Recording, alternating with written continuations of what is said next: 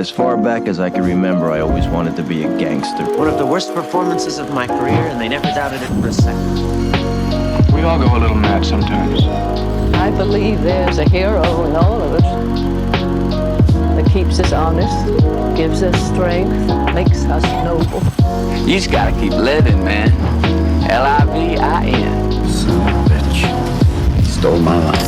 I love the smell of napalm in the morning. The wait is almost over. Denis Villeneuve next week will be following up his 2021 masterpiece Dune with the one and only Dune Part 2, which has potential to be the biggest movie of the year. So, what better way to celebrate and kind of calm the anticipation than covering his masterpiece Dune 1, which was released in 2021. Unfortunately, the timing of its release could not have been worse, with that being a 2021 release where Warner Brothers decided had the brilliant genius idea. I wonder what, idiot came up with this idea to release all of their films same day streaming as in theaters. So unfortunately, not everyone until these last couple weeks when they reissued it got a chance to see Dune on the big screen.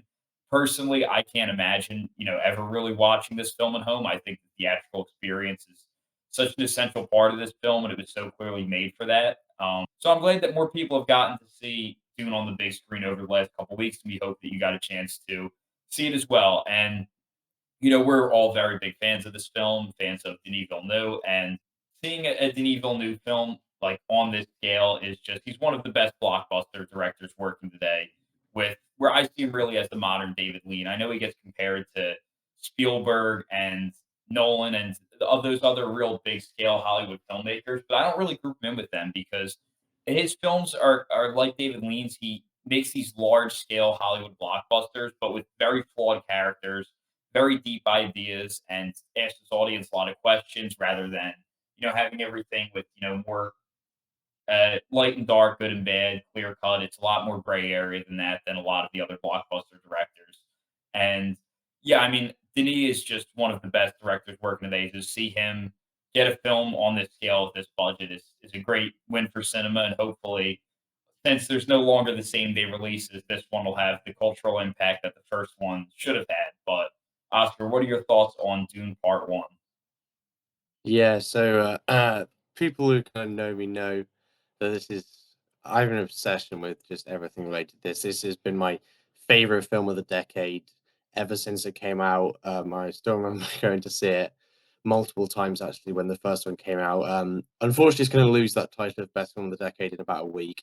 For the better, honestly. I'm a massive fan of the book, so like seeing this film and just how good of an adaptation it is just makes me so happy. And Denis is just that guy who's tackling like big adaptations, and it's a really difficult challenge because yes, you have the source material in front of you, but people are just so dependent on like what are you going to do with that. People are like, oh, you got to do this right, you got to do that right, and there's so much pressure on that. And he just handles it so well. Obviously, we've seen it with him making a Blade Runner sequel, an Arrival as well, but this was by far his biggest challenge yet, and he executed it just to perfection. He said this loads of times, but he's made these films just for himself. He's been a massive fan of the book since he was like 13 years old, and he's just loved it ever since. And yeah, he's just see his vision come to light is incredible. So for me, this is the easiest 5 out of 5 I'll probably ever give a film. And it's my favorite film of his, and it's definitely the best sci-fi film of the century so far, without a doubt. Yeah, I think we all agree it's the best film of at least 2021. At least that's for me comfortably. It's a film that was quite hugely praised by audiences and critics, maybe a bit more by critics at the time. Like the audience reception has for sure changed over the last couple of years as people have kind of been able to watch it at home. Maybe didn't even like think about going to see when it was in the cinema. Like Alex was saying, like it's an 8.0 on IMDb, a 3.9 on Letterboxd. It's maybe still a bit underrated in his filmography. I think it's the third lowest film from his kind of like post-retirement phase of his career, and I think it's comfortably his best. So it's maybe still a bit underrated by some people in the general audience. But yeah, it's funny enough it had like it was a weird reputation when it came out. It kind of had a reputation of being boring and kind of an Oscar movie somehow, even though it's this like crazy film blockbuster. But And it's it's one of the sci-fi. most exhilarating. Yeah, exactly. It's like the most like crazy like movie experience like maybe I've ever had. It's up there, and like the IMAX experiences, like all the scenes had me like floating at my seat. Like every time I've been to like it was always like the IMAX experience that I had from 2021. So it was nice to go and see it again last week. It's a movie that needs to be watched in a theater. I think. Well, it doesn't need to. It's much better. It makes use of that like full IMAX aspect ratio. So it's the way you're meant to watch it. But yeah, Dune's obviously a book that's been adapted a couple of times now. Obviously, famously kind of a big flop by David Lynch, even though he doesn't believe that it's even his film. And there was also a mini series in the 2000s. But yeah, it's a beloved book. It's one of the books that kind of influenced a lot of sci-fi, and it's had a lot of failures. So it's cool to finally see someone like Denis get his hands on it. He's kind of the master of modern sci-fi, at least of this century, maybe. But we couldn't have we couldn't have got in the hands of a better director, honestly. Like Denis, he kind of the dream director for this kind of stuff. Like it was the most obvious choice, like a great modern sci-fi director coming off of one of the best sequels of a already beloved movie, probably off Blade Runner, like you said. Like, but it's not just a great skill as a director. Like we are lucky to get someone that is like a lifelong fan of the book. Like this is his passion project. He's always been dreaming of making it like throughout his career. And just imagine if a different studio had got their hands on the rights to Dune. Like it's not often anymore that projects of this size are kind of auteur driven, especially an adaptation of this size. Like we've seen like stuff like The Lord of the Rings 20 years ago. We have to go back to that. Imagine if like an Amazon or a Disney got their hands on this. Like, sorry, what were we gonna say? No, you mentioned Lord of the Rings, so I just had to let everyone know how mid it is. Oh wow, yeah, it's mid now. Like Amazon have it. They've ruined it. We probably wouldn't have got a full feature film.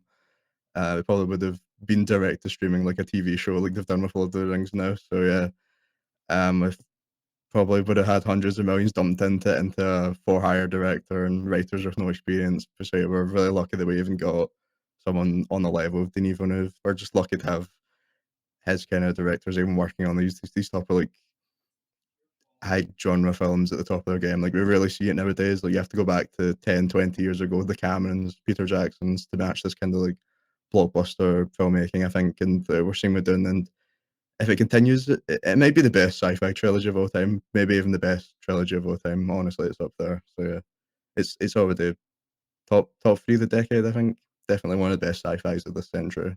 So yeah, I love Dune. Yeah, Ryan is 100% right that we are blessed that Denis Villeneuve was the one to direct this project. And like he said, all of that's totally true. This easily could have fallen into the hands of the studio, the wrong studio, and been just the kind of the generic, recognizable IP movie that's just selling you on the name more than actually have passionate and creative storytelling behind it. And this is just such a passion project for Denis. I think his entire career has been building to this, and he always talks about how it was the film that, as a kid, and he was trying to reconnect with the images he had when reading the book as a kid, which I mean to me is a little nuts because I he read the book at like 13, 14. I just can't imagine, reading a book at that age, but that's just because I'm an idiot.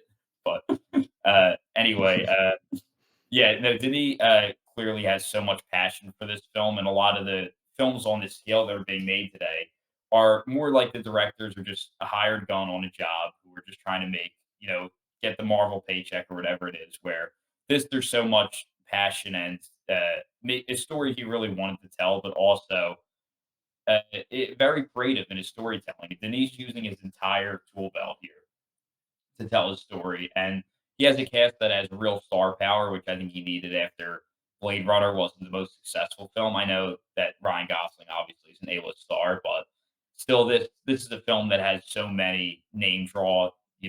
Timothy Chalamet, Josh Brolin, Zendaya, Jason Momoa, Oscar Isaac. Like there's so Rebecca Ferguson. Like there's you go down the list. There's so many very notable name actors for like a big ensemble of recognizable names here to help sell the film.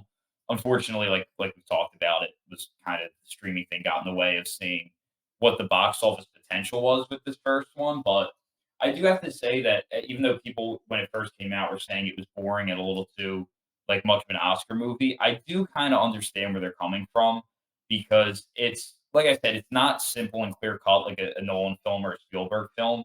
And like, I don't think this is a movie for kids, and not because I think there's anything that like in this film that kids shouldn't be watching. I just don't think I think it's too complex for kids and confusing for them to really follow the story and enjoy. Like, there's a lot of deep, complex questions here, and I don't think younger audiences are going to pick up on that. And I think it's a film that, you really need to kind of like it took me like 3 to 4 watches to fully understand the whole story and the structure and, the world and who's who and all of that stuff. Like I didn't pick up on all of that as a first watch. This is a film I loved before I fully understood the story, but I think to a degree you have to be someone who just loves spectacle images and just the experiences of how that sound and music is going to make you feel about the images. And so I just love the experience of watching it on the first watch, even though I didn't fully wasn't fully following all of the story beats and the exposition. And because it's a really dense film, and I think it's just a lot to take in on the first watch, which is why, like I said, I can get why some people maybe didn't connect with it as much on a first watch. And I'm not quite sure this is like a family film, like like Jurassic Park or one of those films. But I think it's a great film, and if you're just someone who just enjoys pure spectacle, can enjoy that element of it. And I think Denis talked about how Star Wars is the elephant in the room, and he didn't want to make it too similar to Star Wars. And I think like they're both just perfect in different ways. Like I think they're both perfect big scale films that are just very different films and explore different ideas of the sci-fi genre in different ways. But this is certainly sci-fi art, which is what Denis wanted to make, and there's just so much to talk about. Like it's honestly, I find it overwhelming doing a podcast on this film because there's just literally so many things to talk about. And I was taking notes on this film, like I was just saying how like I lost more notes than ever before because I just felt like so inspired and there was just so much running through my brain that I couldn't even keep up with my writing couldn't keep up with my brain and it got to the point where my notes got so sloppy that I lost an insane amount of them and was taking like easily over one note card per minute, which is like shows just that's a testament to how great this film is that there's that many things to take notes on. And yeah, it's just such a dense film. So we're gonna get right into it. We're gonna break down, the cinematography, the music, the sound design. We're gonna touch on, the editing and the VFX a little bit as well. And we'll also get into our top 5 favorite shots of the film, our favorite moments, the MVP, and then we're gonna talk a little bit about Dune Part 2. But first and foremost, let's get into these characters because Denis and Frank Herbert wrote some incredible characters here with such a great ensemble to embody them. Oscar, what are your thoughts on some of the characters in this film? Yeah, so the characters uh so the big standouts kind of the from kind of other sci-fi novels through the past, like the themes of this film, they're so politically and religiously rich that you just don't see in anything, and that's what the complexity is coming from. And I just for me that's just so fascinating in to put that in like a sci-fi perspective as well. And partly why, because I just enjoy that kind of idea so much. I think it's just so cool to see like an intergalactic religion set in the future. Um, so yeah, obviously our main character, Paul Atreides, his kind of character arc that we see in this kind of first part of the film and the book is very kind of limited because that's kind of the way it starts out, and we kind of see parts of it progress further like in the final couple scenes. But I think this is um I think Denis told Timothy like you need to keep it reserved for this film. You're just a boy. I'm pretty sure Paul is like 15 years old in the book. And I think he plays that part to perfection. He's kind of got that really skinny build, which kind of I think works so well. Um, and is one of my favorite character arcs across fiction as well. He's one of my favorite characters ever, and the way he just approaches everything is with such detail and care. Each bit of dialogue is just delivered so well. And you kind of just you get little hints like for me, someone who's read the book, you get little hints of dialogue, some things like about the future, about kind of Paul's character, but I don't want to go into that too much. But I think it's very clever in the beginning that the way that Denis uses exposition, because exposition tackling a big book like this, when you see an exposition is an easy way to make your film absolutely horrendous if you tackle it really, really poorly. Yes. He does this really, really well, where we as the audience learn with Paul with like these videotapes, and I think that's a really good way to show, because it's not shoving it in our faces. It's Paul learning, but we're learning at the same time. And that's such a clever way to do it. And yeah, his characters we see as he starts to get these visions, um, and they kind of slowly get darker and kind of clearer by the end, and his character just starts to get in that kind of one tense scene a lot angrier, um, and he starts to kind of see who he is as like the Duke in that position after he loses his father. Yeah, all the performances are pretty perfect. Just brilliant casting all around. Like the world building around these characters is like on a different level. It's kind of like space Game of Thrones almost, like the politics between the houses. It always reminds me of that. But there's so much, like Alex was saying, to take in on a first watch. There's so many like different families, cultures, relationships, kind of to understand. I think it's a fairly fast-paced film once you kind of understand what the narrative is about. Despite its kind of boring and slow reputation, however, there's a lot to digest. Like from the adaptation from the book, like it isn't the easiest book to read. Like there's a lot of different terms and stuff. Like there's literally a dictionary on the back of the book for a There reason. is the Yeah, the so Dune glossary online is so long. yeah, so there's a lot of new terms to learn just in your first watch, especially if you haven't read the book. But yeah, I think it's a brilliant adaptation. Probably one of the best book to movie adaptations we've had. And I think some of the character introductions are really strong. Like they do help you like get a quick grasp of how things work in the this kind of like world. Like the scene where they come in from the agreement when they land on the ships in Atreus' homeland. Like that's a great introduction. I think instantly the Bene Gesserit stands out to me immediately. Like particularly for the costume design, I think it's so well during this scene. Like the woman in black accompanying the people on the ship, she stands out immediately. Whilst kind of the opposite side, you have the Atreus family. I think Lady Jessica really stands out on that side, where she's not dressed in black, but she's dressed very different to the rest of the Atreus family, who are all dressed in black themselves. So immediately it's just like both sides. They two stand out, and you don't know she's part of the Bene Gesserits at the start at that point, but you know that she's kind of different from the rest of the Atreus family. So yeah, I think it just instantly sets up that dynamic between the rest of them.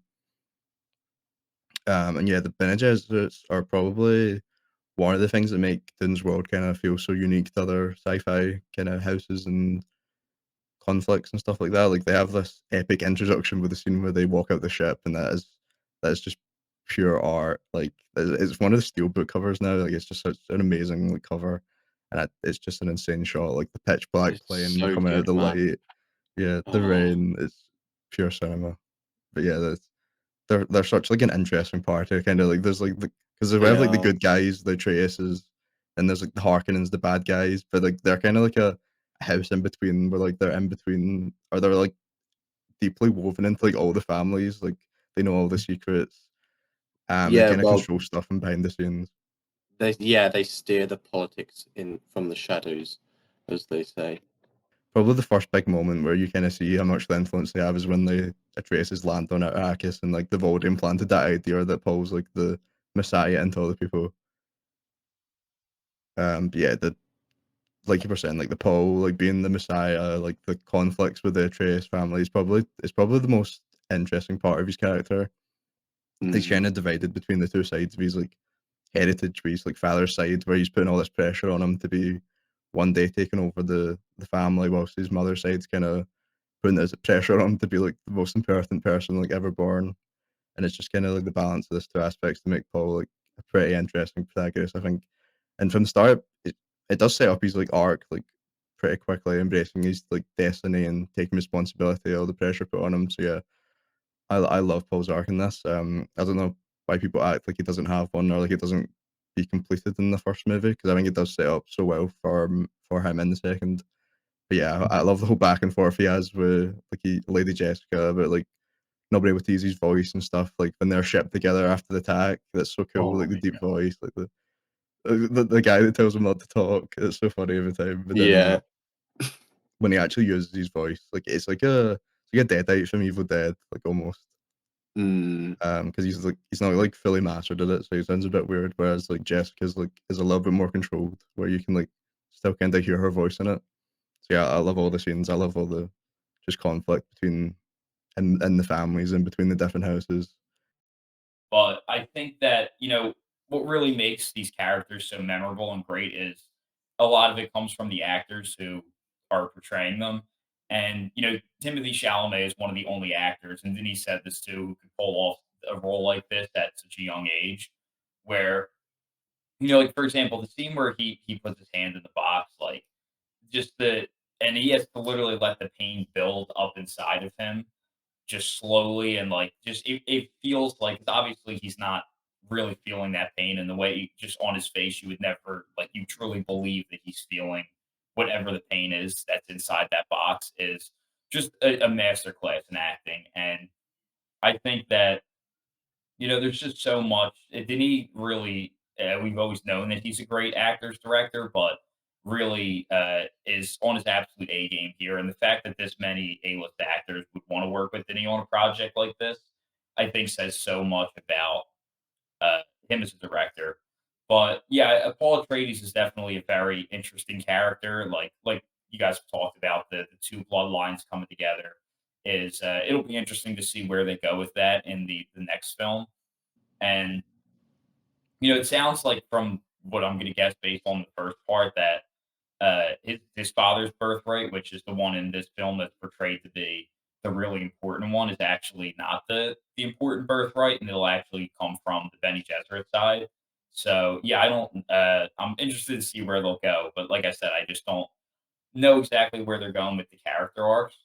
But yeah, and then I think there's one of the most interesting ways Denis used character in this film is he really treats places as characters, like Arrakis and Caladan, which are like the two worlds, and how he treats them as so insanely different. With Denis talked about how he saw a lot of movies growing up and like these old movie houses that like where the prints were real bad and the color was kind of faded, and tried to take that approach to Arrakis with like this real bright sun, where in Caladan or however you pronounce it, it's like a lot softer light, more cloudy, and just the total kind of color. Like the colors in this film are very muted for the most part, but every world is like its own consistent color palette.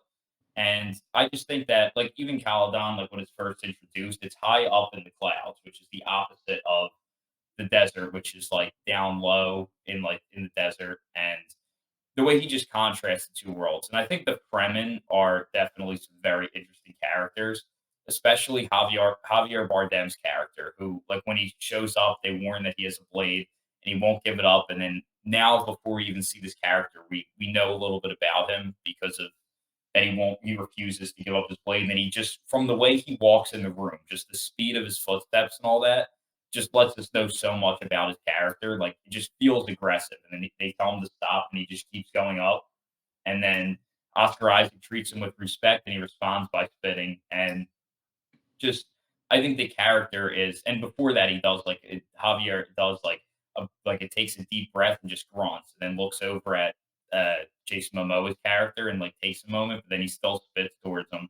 And I just think that Javier Bardem brilliantly portrayed that character, even in his limited amount of screen time. Because I'm a big believer in memorable supporting characters, even if they don't have the most screen time. But I like films that have very memorable one-off characters, or not always one-off, but smaller runtime characters with, a really big impact when they're on screen.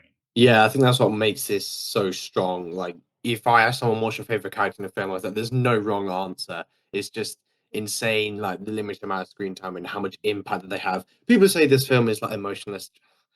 What is wrong here, man? It's so good. I love the father-son relationship that Paul and Duke Leto have in this. You kind of get that bit near the beginning where he's kind of asking him about kind of his legacy, and it's like you'll still be the only thing that I need you to be with like my son. And I think I just really like seeing like the father son relationships in kind of modern Hollywood. 'Cause like I said, I don't think we get that a ton.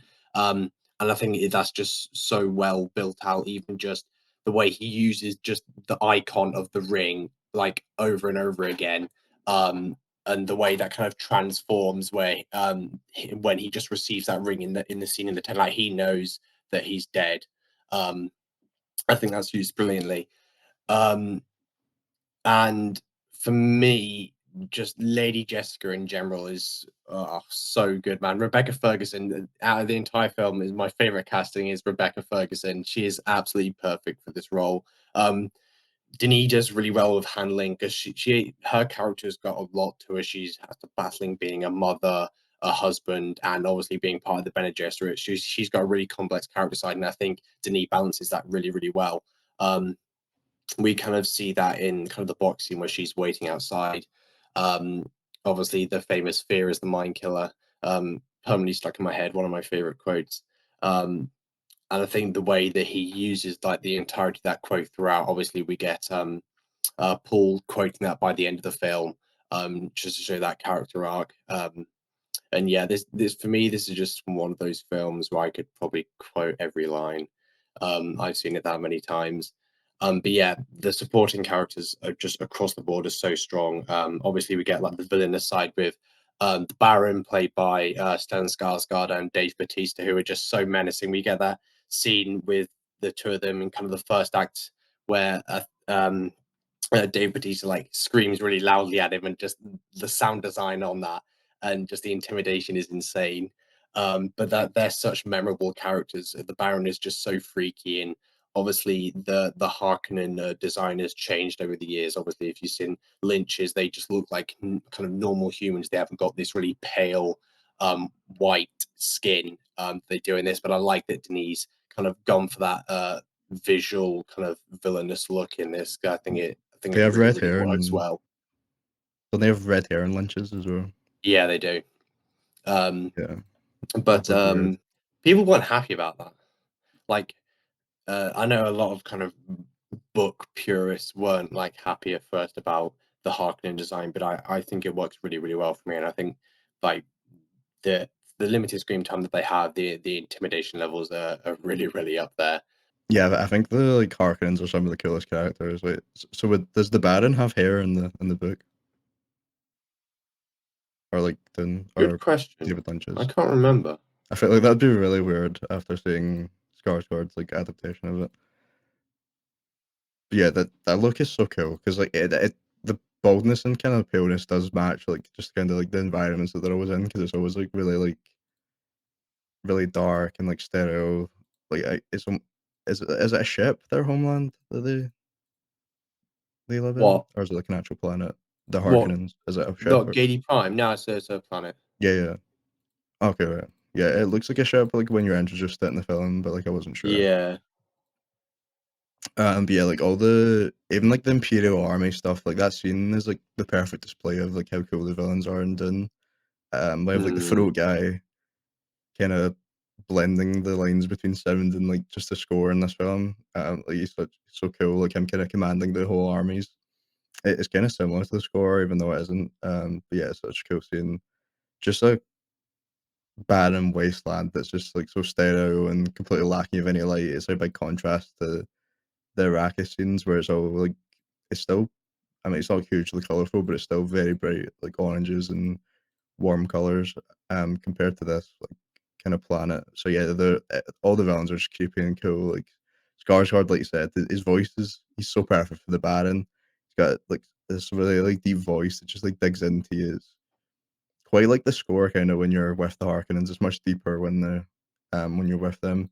But yeah, the thing that helps his performance so much as well, I think, is the practical effects, which kind of also makes us stand out compared to other movies kind of recently, especially blockbusters. They don't often always go to like the kind of practical side. Just the insane like there's so many layers and layers of makeup on him for this character, and it really does make the difference. Like it's such a perfect example of how much more impressive stuff is when it's done practically. And like that moment when he levitates is one of the most cool moments in the film. But yeah, he's such a great villain, and I love that scene when when they're at the table across from each other, and it's straight from like the Peter Jackson school of just making you dislike somebody because it's that scene where he's like discussing like eating like large platters of like meat and stuff, like it's exactly like Return of the King. So it's just such a disgusting scene where like he's like sloppily eating with his like, mouth open across from the table with Oscar Isaac. Yeah, it's a crazy shot too, but yeah, it's such a almost kind of fully like character introduction for him. But yeah, Dune has the perfect kind of balance of stuff like all the relationships, political warfare, like we're saying, actual warfare between the houses. Like it's kind of a simple narrative structure once you break it down. Like it which does make it much more successful. Like once you actually get into like once you've seen it a couple of times and you know all the beats and how all the relationships work, like it's kind of sick, kind of simple, and that's why it works so well. And I realized during my last watch that it kept reminding me of something, but I just wasn't quite sure.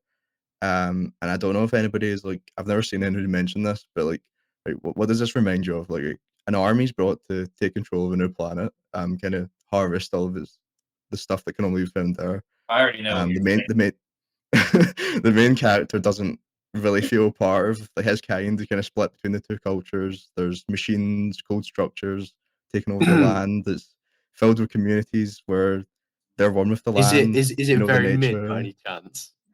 No, it might even be better than this. No, don't take it that far. But yeah, this is Sand Avatar, basically.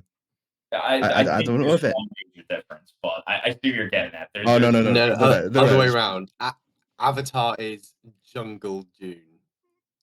Yeah, I don't know why I'm giving you this ammunition to like slander Avatar, but like I couldn't stop thinking about it like whilst watching it. Um, This but is yeah, like the I don't know if father of anybody's. all sci-fis. The fiction. Yeah, and I know James Cameron is a big fan of this. So yeah, he probably did get inspiration from this. Everything get inspiration from this. So I'm not taking any Avatar slander from that. I'm giving it to you. I don't know if anybody's ever actually brought that up because obviously what's the movie that everybody says Avatar's copying? Oh, Dance with Wolves. Yeah, everybody always brings that up. I've never heard anybody actually bring Dune up because like when you Mm, break it down to like it's like bare essentials, it is kind of similar. mm. But yeah, that's just I can still think about that. I think the major difference would be Oscar Isaac's character, who is, in Avatar, like all of the people who lead uh lead him there are like more evil, kind of traditional villain characters who are just totally there to take advantage. Where Oscar Isaac is definitely more noble than kind of who the people who lead the mission in Avatar. Whereas Oscar Yeah, Isaac, they actually care about the people on the planet.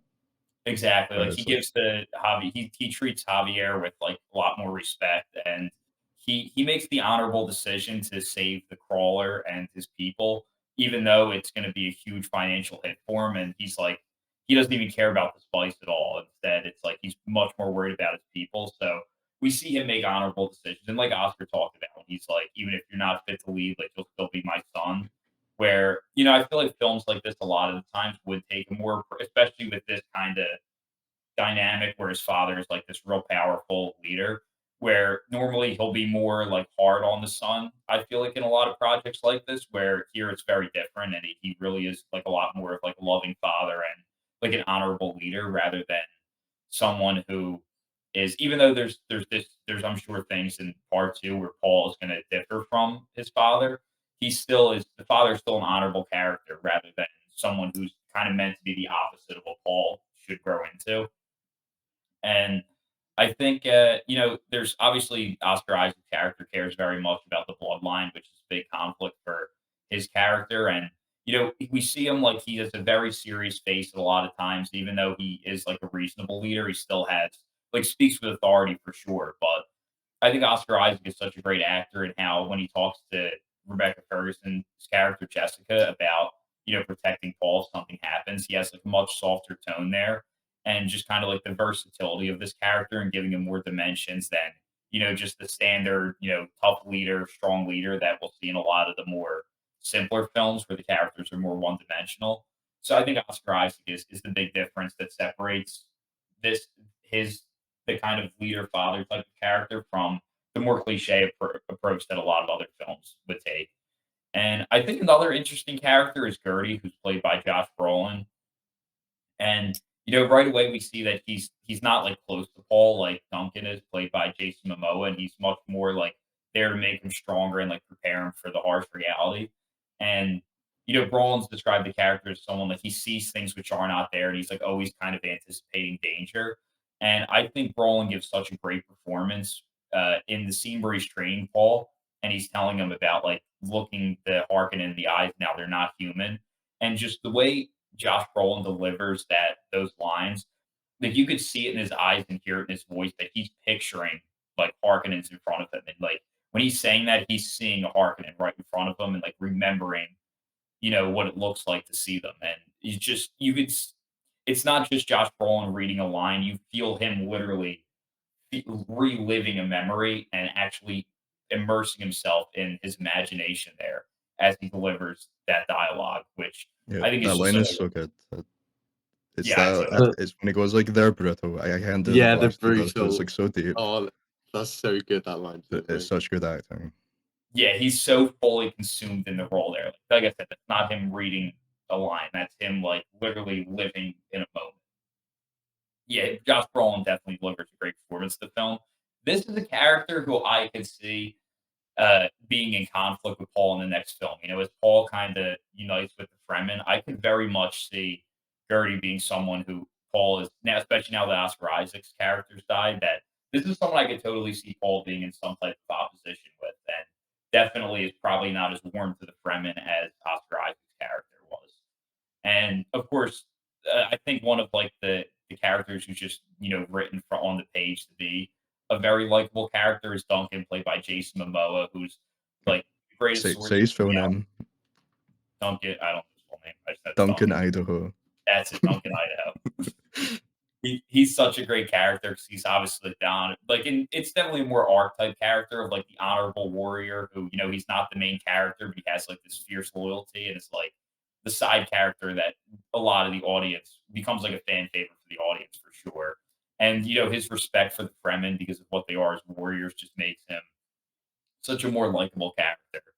And yeah, obviously he's Jason Momoa is like the perfect actor to play a character like this because he has that strength, but also that kind of more like not as he's not like super serious all the time like Josh Brolin's character. Like he's a lot more laid back, but also is like this fierce, loyal warrior at the same time.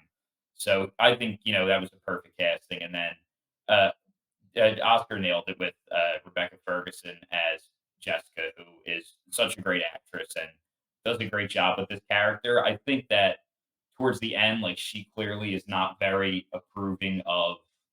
I'll just talk about that when we get into Dune Part Two. I don't want to make too many predictions here, but yeah, I think one great moment I thought she had was where she has her head down as she mentions like the dream motive for the Bene Gesserits coming to right before the whole hand of the box scene, and just the way she mentions like because of the dreams and like puts her head down, like you could see like the motherly fear in this, but also her like the conflict of her love for her son and like the loyalty to the Bene Gesserits and kind of the greater good that they believe in. I think she just that whole scene, she does such an incredible. Like obviously, most of the conversation there is about Timothy Chalamet's incredible performance of the hand in the box, but Rebecca Ferguson absolutely matches his talent there with the way she goes through that experience as well. And the Bene Gesserits are obviously very interesting characters. I love how the like head lady, whatever you call her, she like they hide her face and it's very obstructed and like all black and it kind of blends in with the darker set design around them.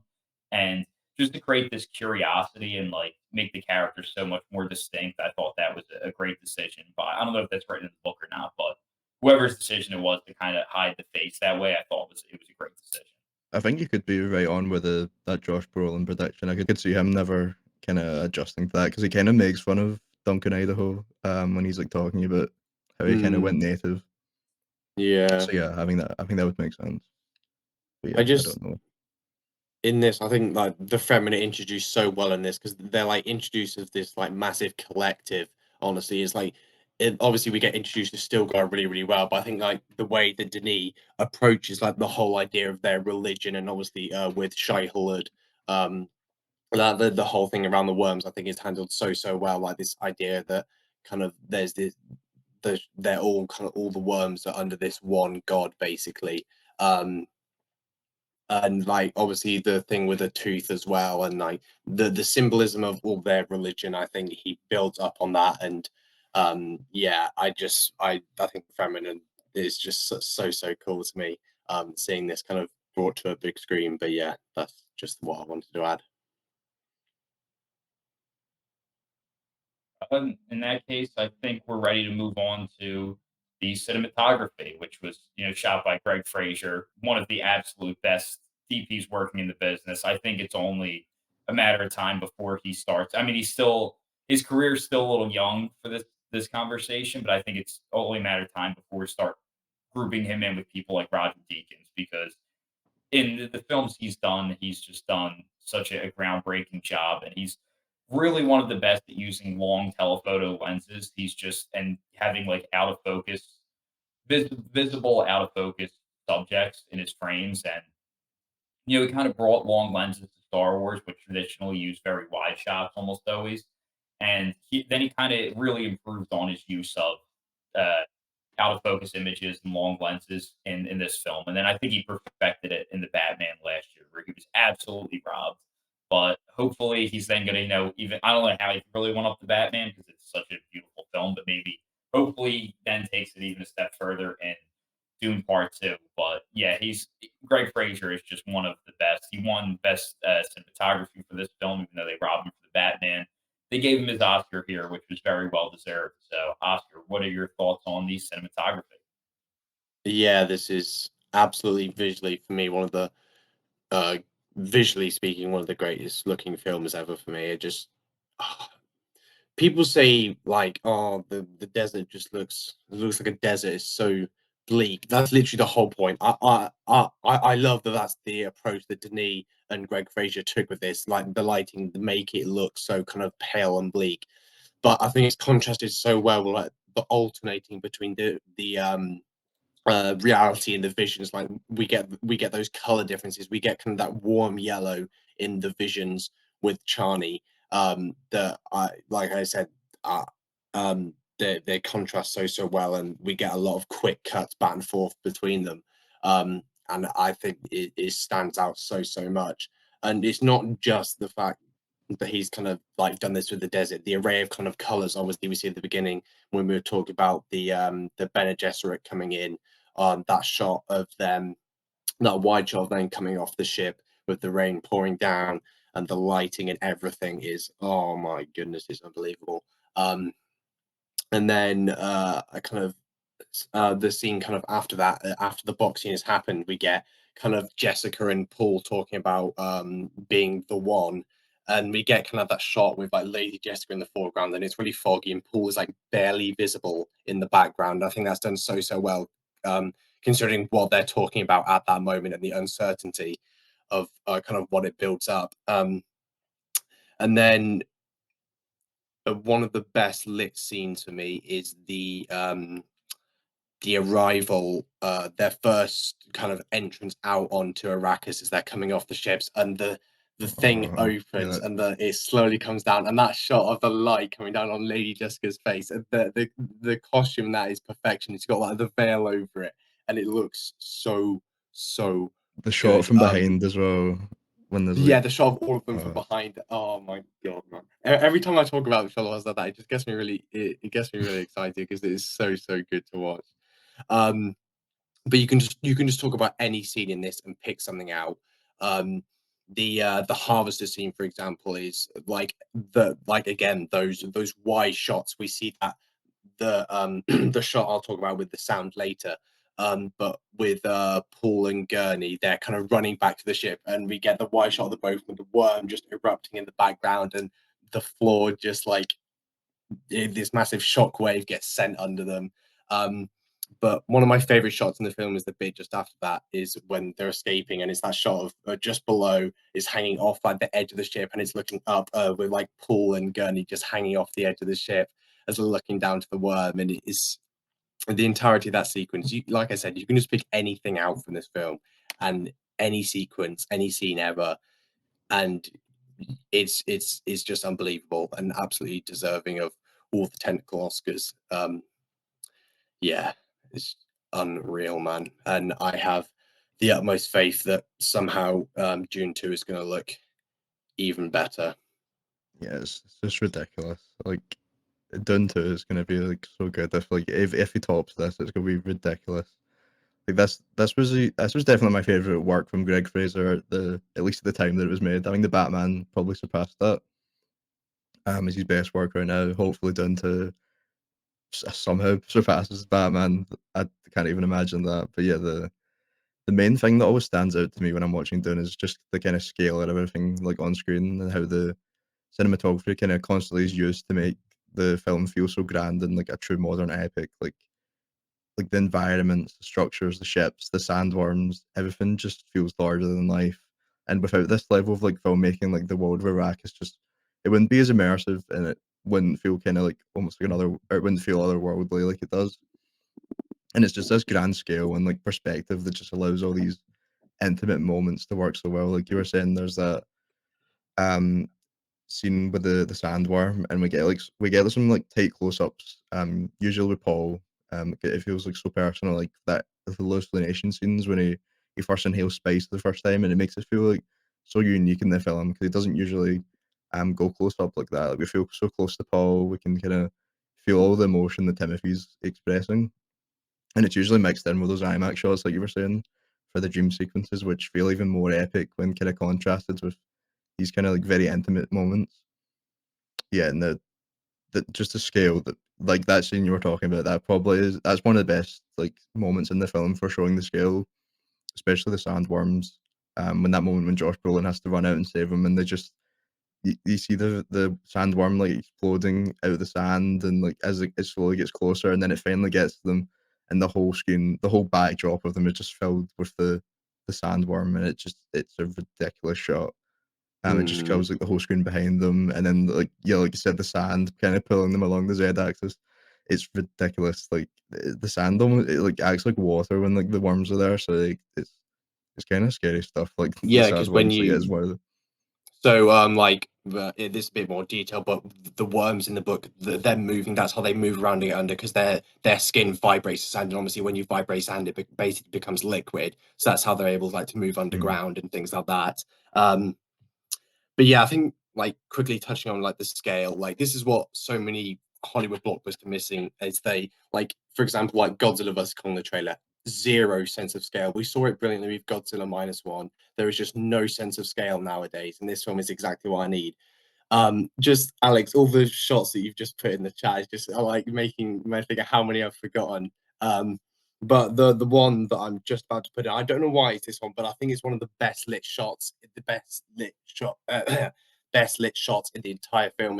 It's near the last act when they're kind of the evening and they're just walking across the desert. I don't know what it is about the shot that I think it's lit to perfection. Just how like the dark outfit blends in with kind of the rocks, and yeah, it's so good. yeah these shots are ridiculous.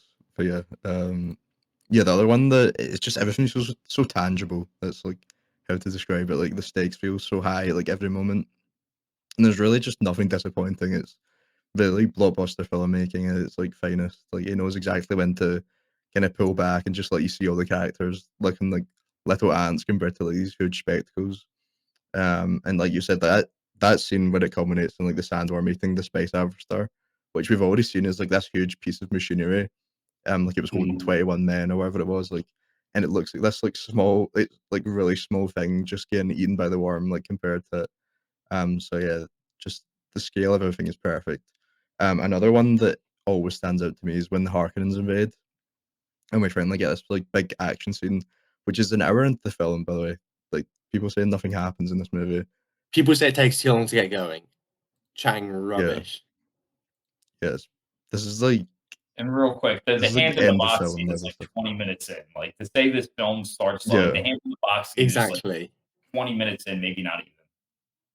We open on like a small action bit of exposition. yeah. It's crazy. Uh, Um just but yeah, that action, the when they invade, it's insane. like all the explosions and stuff. Like I said, like It's the when the that contrast with that scene, with like the explosions and the darkness, is done so well. Because like yeah. we see in the trailer for Wicked, for example, that person does not know how to light a film properly. Like the definition between like the lights and the darkness, like the dark's dark and the lights are actually light in this film, and it's just Alex, like I said, just scrolling through your things that you've put in is just it's like like there's just so much to go over. It's insane how just every scene is just fine-tuned to yeah, perfection. it's like that quote from Lord of the Rings, and it's like when he's asking the cinematographer, he's like, "Where does the light come from?" And he's like, "The same place the music comes from." Like that is Exactly. nothing. You don't. Everything doesn't have to be dark and like impossible to see. Like it can still be well lit at night. Like stuff like this. Mm. But yeah, it's that moment when like Josh Brolin's woken up and like he kind of gathers this army and like charges into the oncoming ships, and all the buildings and stuff they're exploding, like ships are falling, the shields as well, like when they're exploding and then like they all turn red. That's another like really cool part of that scene. What But the eventually, slow-moving bombs, like yeah, the slow-dropping bombs. yeah, Oh. it's so cool. And then they eventually run into one of the ships and it's hit, and you get this really like wide shot with a huge army that we've been following, like with Josh Brolin. Is suddenly like these little ants, like the bottom left of the screen, and we just have this Mm. giant ship like covering 70% of it, basically just falling down on top of them. So that's one of the moments that I always just love. It just shows the scale so perfectly. So The yeah, just uh the uh um the lighting in the scene in the ornithopter after the arachnism thing, the green lighting is gorgeous, obviously, because that's kind of a big thing with witches green, and that's what the Bene Gesserit are kind of portrayed as being witches. And we kind of see this scene where Paul actually uses the voice properly for the first time, and you've got this unbelievable green lit scene inside of a very tightly packed kind of helicopter. But yeah, Alex, I'll hand off to you because it looks like you have an entire presentation for us. Yeah, I'm genuinely overwhelmed, like, with this talking about cinematography because there's just literally so much to talk about, and there's just so many brilliant things that they do to tell this story with images. And Denis is someone who he made this film for the theater and for these films to be seen on the landscape of the screen. This is not meant to be watched on an iPhone where you can just follow the dialogue and the story. He wants to immerse you in this atmosphere and uses the frame on such a large scale, which is exactly how these images are meant to be experienced. And yeah, I think scale is both of you talked about the scale, and I think that's one of the best things that Denis is able to do, and just the different proportions within the frame. If you look at some examples we have, we'll put them up if you're watching on YouTube. Start, you have like image A, and image A, it's just first we see an open desert, and honestly, just by looking at it, I don't think you can even without movement see the fly like helicopter things, but it's like such an overhead large desert, and then they enter. It's just so insanely tiny that I can't even really see it on the screen because just how small they are in the desert in comparison. see some of the sand shots like this. Are any of them CGI? Because they always look. I know they shot on location, like all of it, but the sand looks like too perfect. Like some of the times when it's flying above. I get what you mean. Yeah, I'm I don't not know. sure honestly though. Yeah, I'm really not sure. Because there's that scene when they're flying in for and before the sand harvester gets eaten as well. Like the sand, it just looks so smooth and everything. Like it probably was real, but like just Mm. when you're like looking at it It's and too good to looking be at it, true. like yeah, exactly. Another one I can't find the image, but like there's like this little pod that's like flying across where they're going to save the crawler, and the sand just like bursts up. It's like Mm. slow motion, and it's Mm. just so tiny compared to the sand that's just only the sand that's going up in the air, and the desert's just always like dwarfing them. And you know, also it uses like the Star Wars technique of going from space down to a world where everything like just gets smaller and smaller, where we have like the really big ship in the frame, we see it kind of glide over the world, and then this little tiny pod comes out of that, and that little tiny pod descends and is just dwarfing all the humans. Like it's just this tiny little dot, and then it Mm. becomes if you look then at shot I, and it's like the humans are just so tiny in like this tiny little spot on the this giant pod that's now compared to the humans. Just the way he's adjusting the scale is absolutely brilliant to really make like really just put it into perspective the scope of this world. And some other examples would be we have, shot just in the very beginning with like, the humans just dwarfed by the splice machine, which you can't even fully see. And the light is used to kind of give it an edge through like the smokiness of the sandstorm.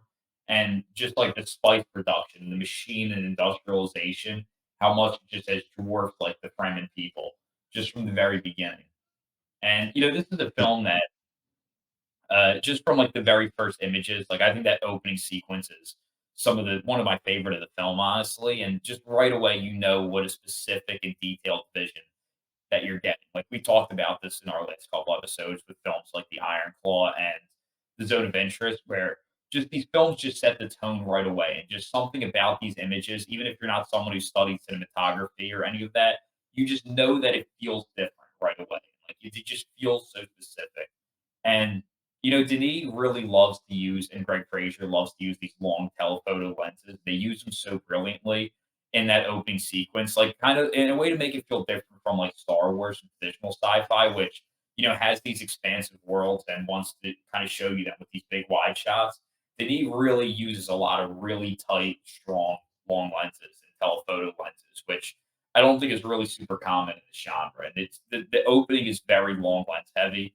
We can see some examples. One just right away, just something about like the tightness of these frames just makes them feel a lot more like intimate and like there's just an intensity that I think when you use long lenses. Like there's often a spectacle to wide lenses, but with long lenses, there's this great intensity. And if then you follow Denis' career, like intensity is such a part of his style of filmmaking.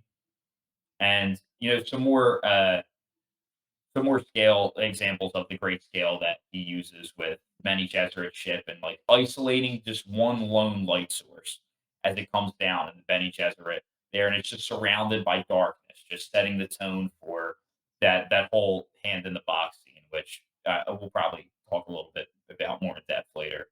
And just from like the arrival of the Emperor's messengers. The way there's like four different people in this long line shot. It feels so tight and compact, and just really fills the frame up in such a brilliant way that I just think it just has such an artistry to those images. And I think Oscar talked about it too, which is where you see the crawler being crushed by the worm as they're on the ship, and like there's such great depth here, even though there's no foreground, it's just the midground, the background, and that's another one. Just seeing the scale of the images and how much like if you look at it just in terms of the image, it's almost as if they're being eaten by the worm in the desert, even if they aren't. Just in terms of the image's composition, how it like fills the background and entirely around them, just making them feel so small even though they're like closer in the distance. And then the worm just dwarfs them. I think that one's pretty straightforward. And yeah, the use of scale is absolutely incredible in this film. There's also great ones with like the crawlers as like the blimps are taking them away. Also it's not always scale with this film. Sometimes it's just the way Denis. I think like really great cinematographers know how to fill the frame, and Greg Fraser certainly really does just fill the frame where they all just feel so full. And of course, one of the biggest ones is when they're leaving Caladon, and it's just the ship just rises up. It goes from like kind of obstructed, and you can't really see what it is, to visible as the ship just rises up from underneath the water, and then it just kind of rises up to fully vertically filling the frame horizontally, and it just makes it feel so big. And like I just think that full frames have subconsciously such a big impact on the audience when you look at them. And The yeah, Denis CGI is ridiculous. Like that's a lot of water as well, and so much totally. water there, and the ships. Like you could convince me that they just genuinely had all these ships for real on set. Like there's like no flaws at all in the CGI. Yeah, yeah. Honestly, like I don't even really notice the CGI here, and it shows that like when you use less of it, you can really perfect it rather than just rely on it for everything and have it all look kind of cheesy. And I talked about shot U with the way he fills the long lens frame there, and shot T. If you watch it in motion, it's like a diagonally. You have different like three of the different fly helicopters. I'm just gonna call them the helicopters. I know they're not because that's basically what they're based on. I don't know what you call these things, but this one just diagonally fills the frame, and then They're called ornithopters. ornithopters Mhm. got it. Yeah, And then they're eight, based off like dragonflies, kind of insects.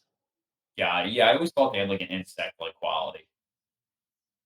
But yeah, and then it also sometimes it's these frames within the frame that's used to make it feel more full, like where it just stretches the frame and just perfectly fits inside. Like I talked about how briefly in one of our episodes about Wes Anderson's very good at filling the frame, and just how it perfectly is lined up to fit completely perfectly inside of that frame within the frame in shot A too. I love stuff like that. Shot W is another one. Like just how Paul is just there's the V above him left frame and it's just perfectly lined up. And another one would be just lost it. Oh, shot G, where like horizontally, it's like you have everything vertically stretching, perfectly filling, and then when there's that thing on the left that's a little bit higher, the frame within the frame kind of rises up and just have perfectly tight composition. I love seeing shots that are composed with such insane detail. Shot H, I can move on that sequence and just like watching this with headphones on, you think it's silent, and then you kind of listen to it, and like we'll talk about the sound a bit more, but just oh man, every time that scene happens, just them slowly dropping down, it's almost silent. You can hear like footsteps in the background, and it just works so well. The contrast, but like the amount of negative space in that scene is unreal. But yeah, I just looking at it every time is so cool, and just the way they float down so slowly. But yeah, that's definitely one of my favorite sequences in the entirety of the film. It just looks so good, and then obviously the Real quick shot before we move L. on, real quick before we Yeah, move on from shot H, also just the lighting contrast too. How it's like it's such a dark, yeah. and then they just come in and just brighten the frame, and just that Yeah, it's an slower, insane perfect shot. motion speed. How they like float down almost. It's perfect. Just talking about that kind of the contrast between like the visions and reality, that kind of warm yellow glow, I think works perfectly. Kind of contrasting like the use of the sun, obviously, because it's kind of like you said, it's really bleak and kind of bright on in kind of reality, and we kind of see when we'll get into the editing, but we see like as the film progresses, we get a lot of these quicker cuts between reality and the kind of visions that Paul's seeing. But yeah, they're absolutely beautiful, and like the way that Denis like blocks his actors with like moving in between kind of the sunlight in those scenes, especially with Charlie in the vision scenes, is absolutely stunning, man. Yeah, it's just I think the main thing that it just makes me always think about is how like we were saying, like it's not just straight visual effects, it's all like shot on location with like visual effects added on later on, and there's stuff like the Atreus homeland always reminds me of the start of Prometheus, which is also shot on location. It's just it makes it just look so much better when it's like when the majority of everything is real. I love how like it all feels like so futuristic and unique in its own way, and the way the ship is like shaped, it just always reminds me of like a variation of like the ship from Alien. Like it still feels like really otherworldly, but it's like not what you would think of as like a normal alien ship. Another sci-fi that's just brilliantly incorporating like practical and visual effects together. The one kind of sequence you haven't like touched on, but like that battle prep sequence on Seleucia Secundus with the Sardaukar, the symmetry on that shot is done so well. Um, and obviously, because they're mercenaries, they're orders to just do what they do. And I think that whole sequence is shot brilliantly because I think the way they like distinguish each planet with kind of um this is kind of Gady Prime is like this really technological thing, sorry. But it's obviously really dark as well. Um, and then kind of this is similar. We get a lot of grey in there, but this is really cloudy weather. It feels brutal and harsh. And then obviously, yeah, I just the way Greg Fraser and Denis have distinguished each planet like on its own with like each house, I think is just done so well. Yeah, and Correct also me if like this is wrong, but in the plot of the world of Dune, like technology's kind of banned, isn't it? Like they've kind of limited like how advanced they could go. Like they obviously have like stuff like the film books and stuff, but I don't think it kind of tries to Kind ground of itself. a big thing, and it's kind of yeah, it's kind of just to do with like rich having power basically, but it's more complicated than that. But I won't kind of get into masses of it. But yeah, Alex, what were you going to say? now I was gonna say that like when you're on the Harkonnens world, like it's so like because it's all like order, like military like order. So every shot there is like perfect symmetry, like perfectly straight lines, very nicely composed. Then we're on Caladon, it's like nicely composed static images. Like they're all very it's not as like orderly as the Harkonnen, but it's still static and like safe. And then we get into the desert, he uses a lot more like focus fall off that handheld and shake your camera and really frees up the camera a lot because it's just not as like safe or stable of a world anymore. So I think he brilliantly uses kind of the way he uses the images to give the world different character. I think he does a brilliant job with. And also, I think it was Ryan talked about. Yeah, that one's another one where he just fills the frame into kind of like we talked about zone of interest, like different sections of the frame where, like, by brightness, I think in the actual shot it slides into this framing, but you have like the bottom right quarter is like Paul, and then above him you have the ship. And then on the left, like dominating the frame is just the world and the environment of Caladon, which is still so much bigger than the ship, which we just saw in the previous shots, like shot E, where it has such spectacle.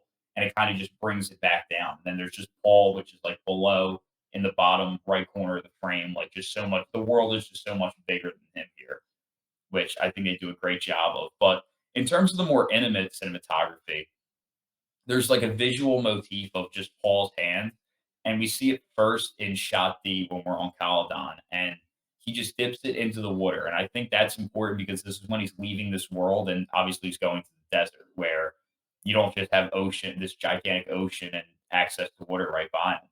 And then when there's the scene where they kind of rescue the crawler, there's two shots when he just kind of is now embracing the new world and he dips his and he's getting the vision about staying in the desert where he dips it into the sand and then later in the same sequence he has his hand just sinks into the desert like really showing you the danger of this world and just the way he uses just the intimate cinematography of Paul's hands to reflect the different worlds that he's in is such like we have these beautiful spectacle shots, but also this great intimate storytelling at the same time, much like David Lean did in Lawrence of Arabia with this big spectacle story, but also like this deep inner conflict and story as well. And we also see the color red is this is like film, like I said, with consistent color palettes. Like each world has its own palette for sure, but it's also not like bright, bold colors at the same time. And I honestly almost never see the color red except in the dreams, contrasted with the warmer yellow tint. We see like this really bold, popping out bright red, and we see blood on a hand. And that's like the fourth of the hand shots in terms that I counted. And just the way the red pops out is, foreshadowing something that, I'm not quite sure yet because I haven't seen Dune Part 2, but I think clearly that's going to be a very big element of it. I think we And see the only other like time we see red is obviously with the shields when people are about to die as well. Um, that's the only other time that I can think of it when it's not in like visions. But yeah, definitely no kind of like big bright colors like compared to 2049 or something like that. yeah, totally. And he also uses like shapes within the frame. Like I talked a bit about the frame within the frame, but like if you look at like H2, the circle, he uses a lot of like circles, like the circles in the set design to give it like I think sci-fi likes to use a lot of like curved lines normally, or like really sharp lines in a movie like RoboCop. But this one he loves to use like kind of curved lines and like circular circles a lot in the production design, which just adds a whole nother like element to makes it just more dynamic and versatile. And shot D2, just the perfectly frames over Paul, and then in the you have I think that's Gertie just perfectly in the top left corner, like still using different areas of the frame and filling the frame. but also using shapes within the frame. And one of the best examples would be where we have like the two circular shapes and the four way. It's like almost like the shot in 2001: A Space Odyssey on the Harkonnen Mm. wall, but I think that's just a great shape use and a semicircle right in the center around Jessica and the One Dream. So he's great at using shapes as well, along with there's times there's elevation in the frame, like there's like this leading line up the center of the frame as it tilts up, and just using elevation in the frame and a little bit in where it's a very like, horizontal composition. So using the frame vertically, using it horizontally, like there's just so much versatility. And this is really what we're getting at is just how many different elements there is to the visual storytelling and just how insanely versatile it is. Like he uses every different way images can be used really at some point in the film. Like this is a little before the frame reaches its like nicest composition, but it's like it's really a split screen shot. You have the like brightly lit bombs falling on the left, and you have the smaller I already forgot the name, but helicopter like thing on the right. And then where you have like going from really intimate to really deep, wide space with the thumper in the foreground, and then it focus pulls to a worm coming up in the background. And so, just using depth as well, like just from filling the frames, scale, depth, line use, like composition, deep space, wide space, camera movement, like it uses every cinematography technique in the book, which is why of course, won best cinematography, rightfully so, and is really such an absolute accomplishment in that craft. But do either of you have anything you wanted to add about the cinematography? It's just people are insane the fact that they call this like bad visually or boring Yeah. visually. I have not heard that Ridiculous shots. criticism, and I'm thankful I have not heard that People, criticism. people Because always complain about the colors and that it's boring to Yeah. look at. listen, I'm the biggest criticism of colorless films. Like I hate colorless films, but this one, you know what I think about this one is the fact that how kind of consistent the color palette is, even when it's like I'll admit the desert isn't like visually beautiful, let's say, but I think one like all the elements we talked about make it more interesting, like the composition, all that, and also like the Harkonnens world is like even though it's not bright color, it's still like intriguing, like interesting color palette. Mm. I think a lot of people just see cinematography as color nowadays, like a general audience, and it's so much more than that. I actually kind of disagree. I think most films today are really like drained of color when you look at compared to like the Technicolor films of old Hollywood or even like the 80s, 90s blockbusters. I feel like Yeah. today's are pretty drained of color. Like I feel like Yeah, I very know. I'm just saying like people in general, like people just see like great cinematography as like big bright colors. And yeah, I think there's just so much more complexity to it than just the color of the image. And yeah, I just don't get the argument for anything people have against this film, to be honest.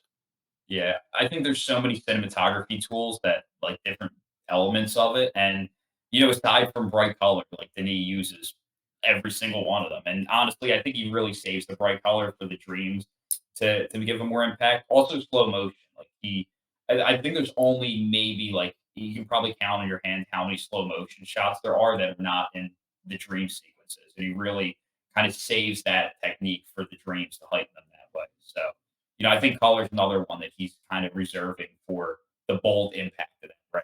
Which will likely play a part in the next film.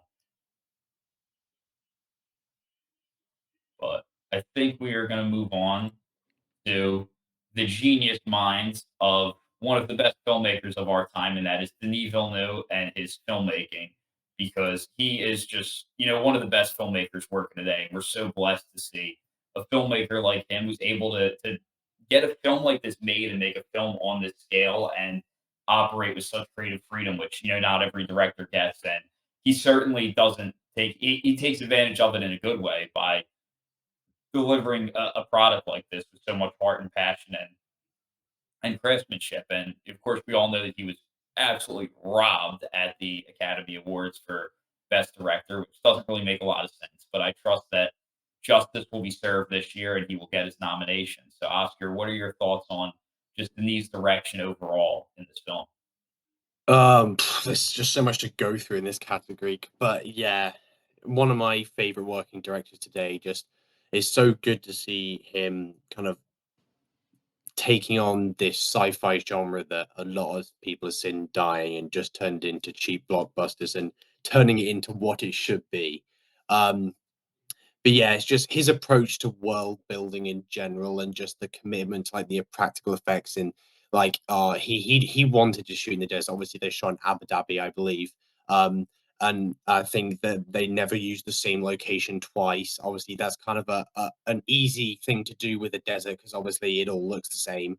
Um but it's the commitment to everything that he did with Arakeen, the main city. The geometry around that was real places, like the surrounding rocks and areas, that's all real, and they just CG'd the city over that. And I think that's just what makes him stand out. And obviously um the rest was shot in Budapest, in which they built these just enormous sets, which like kind of listening to the actors is just so helpful for them because the amount of detail that they wanted to put into it is unbelievable, and the amount of detail that you actually see. And I was watching that kind of the behind the scenes and just the the scale that they go to in Arakeen, all these long hallways and everything is unbelievable. And I I just was really love shocked seeing about how this. much of it wasn't like CGI.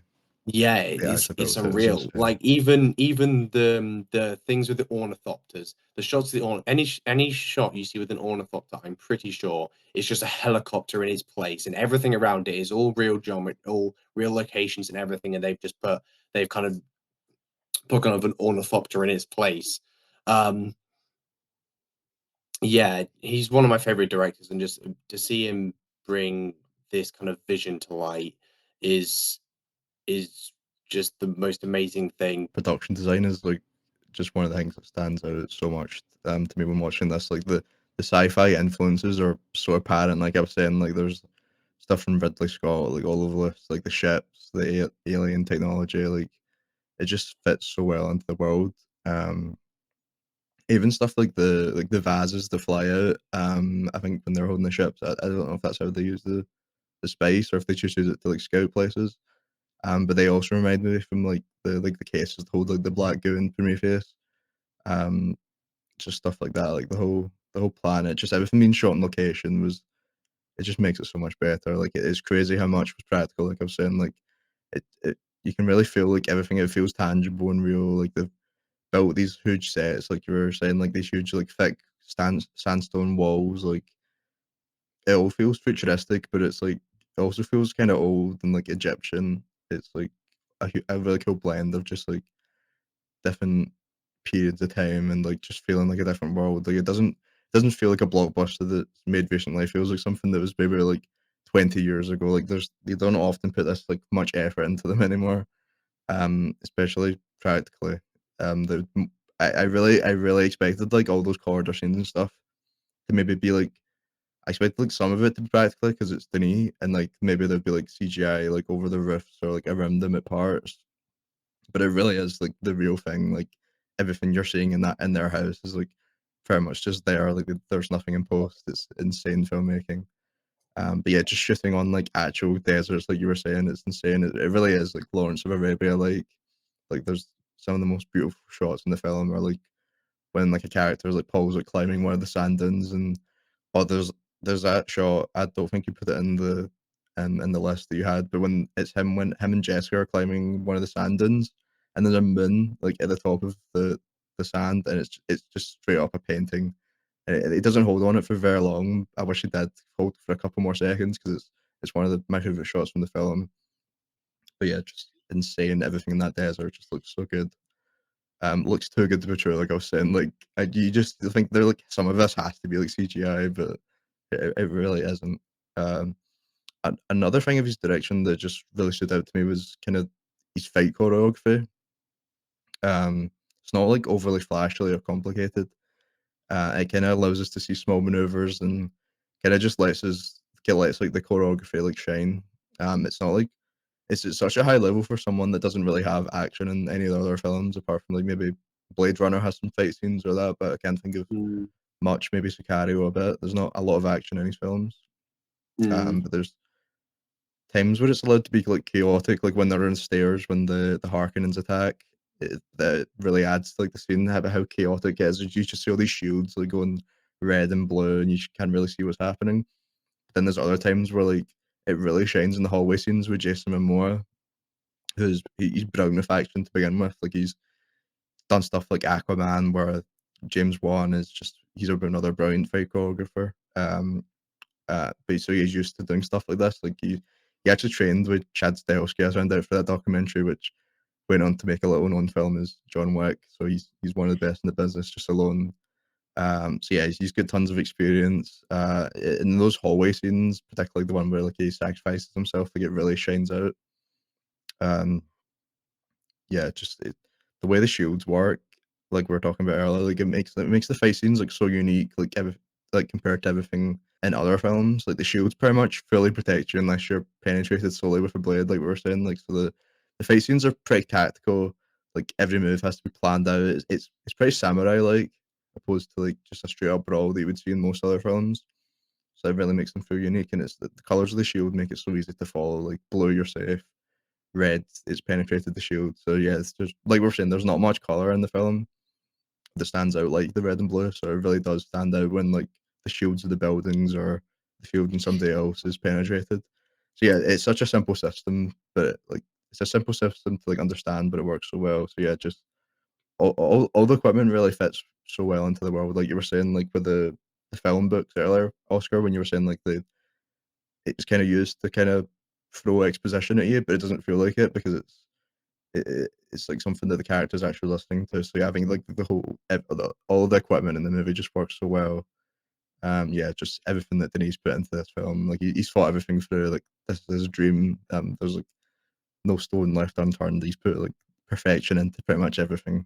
This is like really his lifetime passion project, and I feel like his whole career's been building to it. And he just talks so much in every interview about reconnecting with his childlike first read imagination of this film, which I really love stuff like that. And when directors have like these stories that they've been building in their head for years and years and years, and that's really what this is for Denis. And he even says that there's moments where like he tears up because it's just so close to his childhood self. And I love seeing filmmakers direct things that they're passionate about. And I know we've said it before, and I guess we're maybe beating a dead horse by saying it, but it's like nice how, there's a lot of blockbusters today where people are doing it for the money or for the career advancement or whatever, and they're not really super passionate about doing these big scale films on this level.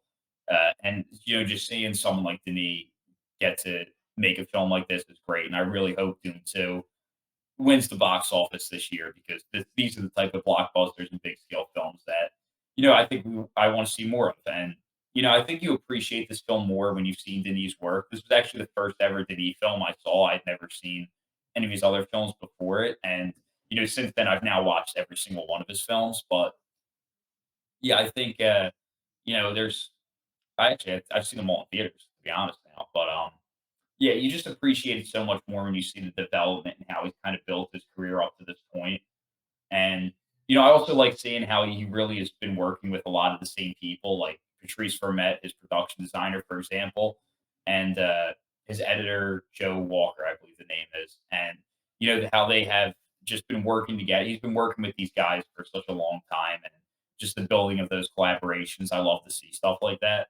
And this is the first time he ever used multiple units in a film, which I'm sure was difficult and like a big, difficult decision for him to make, kind of trusting someone else to film some of the images. But on a film of this scale, it's just what you have to do. And he talks a lot about how with this film, he didn't want any of the crew or himself to talk about expressing themselves through the film. They didn't want this to be a self-expression film and treated Frank Herbert's novel as like the Bible of the film and wanted everything to stay as true as possible to what he would likely intend for the film to be. And rather than them expressing themselves through the film. And apparently there was a great love for nature that both Denis had and Frank Herbert, which really makes its way into the film a lot of ways, both on screen and in the sound design as well. But yeah, there's so much that Denis does brilliantly. Like I love films, like especially base scale films that use like high speed vehicles a lot. Like we have the Ornithopters. Hopefully I got that right. And there's nothing like there's no car-like vehicle or anything that resembles a car, but, like, for example, I love, like, the kind of hard drop roller coaster dip down moment in the Ornithopter when they go to save the crawler, like, it's just such a like, for anyone who says this film's boring, like, it's such a thrilling experience, a lot of high-speed vehicle stuff, and another thing that Denis does really well with this that it really was like something I noticed right away on the first watch is kind of the lighting spikes where the light it'll be like a real dark scene and then it becomes like a super bright scene. It's like blinding, especially in a theater. Like once again, if you watch this at home in with the lights on a screen, the 55-inch screen in your living room, then yeah, obviously that is not going to have the same effect from being in a pitch black theater with the super dark image and then this gigantic screen lights up the room super bright and it's blinding. That is not going to have the same effect at home, which is another many reasons you need to see this in the theater. But he does this many times where he just kind of spikes the light and like he does it in the hand in the box scene and most a couple of like different scenes with the dreams and I think the dream sequences are a real strength of the film, and that's where like his filmmaking gets super creative. And I love surrealism, so I'm always going to kind of favor those types of scenes. But the ones that really stands out is that incredible wonder that he has, where it light spikes it up, and you see at first it's like it's so bright you can't see anything, and then Zendaya kind of comes into the picture, and we move past and see like a battle going on in the distance that we're looking at from above in slow motion, and like I said, slow motion's only really used in the dreams. And there's just this awesome choreography shot. It's honestly one of the coolest action, like fight stunt choreography scenes I've ever seen where just the different motions through where it's like first there's like he spins around and then it's like we're following from behind. He does like three dodges and then the camera takes like a new angle and he spins over the one guy and then comes up into the medium close up of the blade. And just the different motions in the fight and the different directions it goes. I just think it's one of the coolest fight choreography shots I've ever seen. And yeah, the dreams are just such a strong part of the film. We've talked about the blood in the dreams and the yellow tint already, but yeah, that's a huge strength for me in Denis' direction and where his creativity really shines. I don't know why, but there's one shot that stands out. Like I think like throughout his use of focus is very, very clever. But there's like the scene with the box in the hand with where the Reverend Mother pulls the poison needle, the gom jabbar, on him, and we kind of start. You see kind of the both of them, and then the shot kind of goes from behind from Paul from his right shoulder. Kind of you see the Reverend Mother in focus, and it quickly shifts over to the left, and it like pulls into focus nearer. And I think that's I don't know why, but every time I watch that shot is so good. Um, and just yeah, everything in general is unbelievable. I know, kind of his kind of world building in general.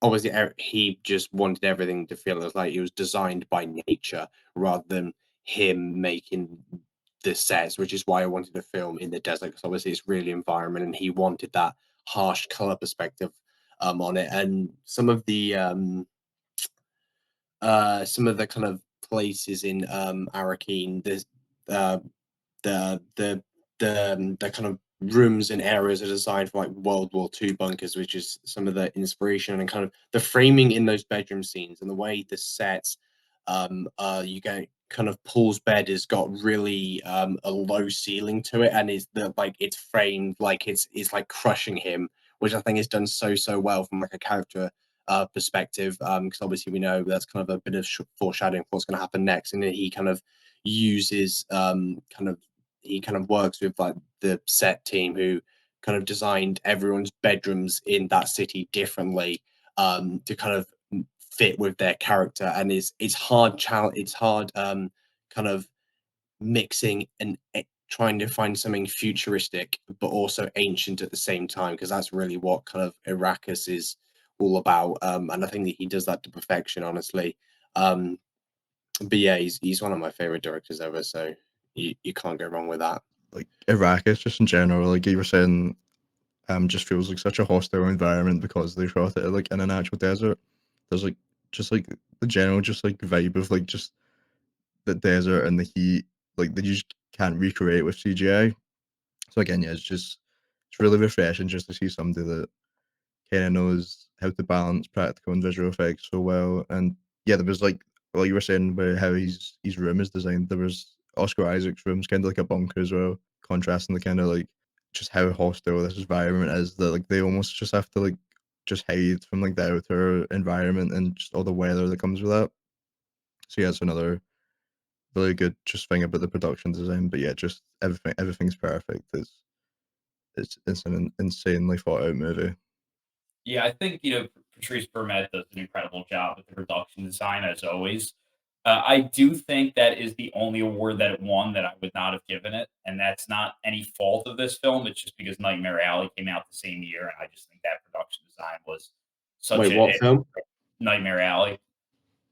I think that production design was just on such another level. But it's not like one where I'm like, oh, that's such a robbery because the production design in this film is absolutely incredible and it is such an accomplishment in its own right. And yeah, I think there's uh just some miscellaneous filmmaking things that I think work really well are like one thing that is really interesting is how it opens up with like a black screen and sound and like a message at the bottom of the screen. And then we see the studio logo after. And that just Mm. Yeah, sets it's always the weird. tone and yeah, it just right away sets the tone for how much trust and creativity that Denis had. And even though Mhm. it's not if it's something I don't know how much I think it works for the film, like, it's just such a unique, cool decision that I've never seen anyone make before. Mm. And, It kind of reminded me of is it the studio? Is they the same studio that did like the Harry Potter movies? Like their intros would always be like really creative as well. it is Oh just Warner yeah. Brother and Dark Knight would do Yeah, that as well. Yeah, you're right, Warner Brothers always does kinda get creative with the studio logos. Mm. Legendary as well. That's the other production team. Yeah, I think they're like a sub-production company of Mm. I don't know if it's of Christopher Nolan or Warner Brothers, but I know they were involved in all the Dark Knight movies as well as Warner Brothers. But, yeah, and there's even though he uses, like, fast motion a little bit with, like, a jolt when, Jessica uses the voice in the Orange Doctor thing, but, yeah, and then, yeah, so, like, because fast motion, I don't think it's used that much in film, so it's cool to see him use that there. And, another thing just in terms of story beats, when, like, the worm is approaching the one Fremen girl who sacrifices herself, and The it's most just underrated scene in the film. so underrated. And the way It is it does not talked about sorry. once, and the like just we'll touch on it in a minute, but the score in that scene is like it's Oh, the yeah. highest like pitch screaming you hear in the entire film that no one ever talks about that scene. It's like my favorite scene in the film.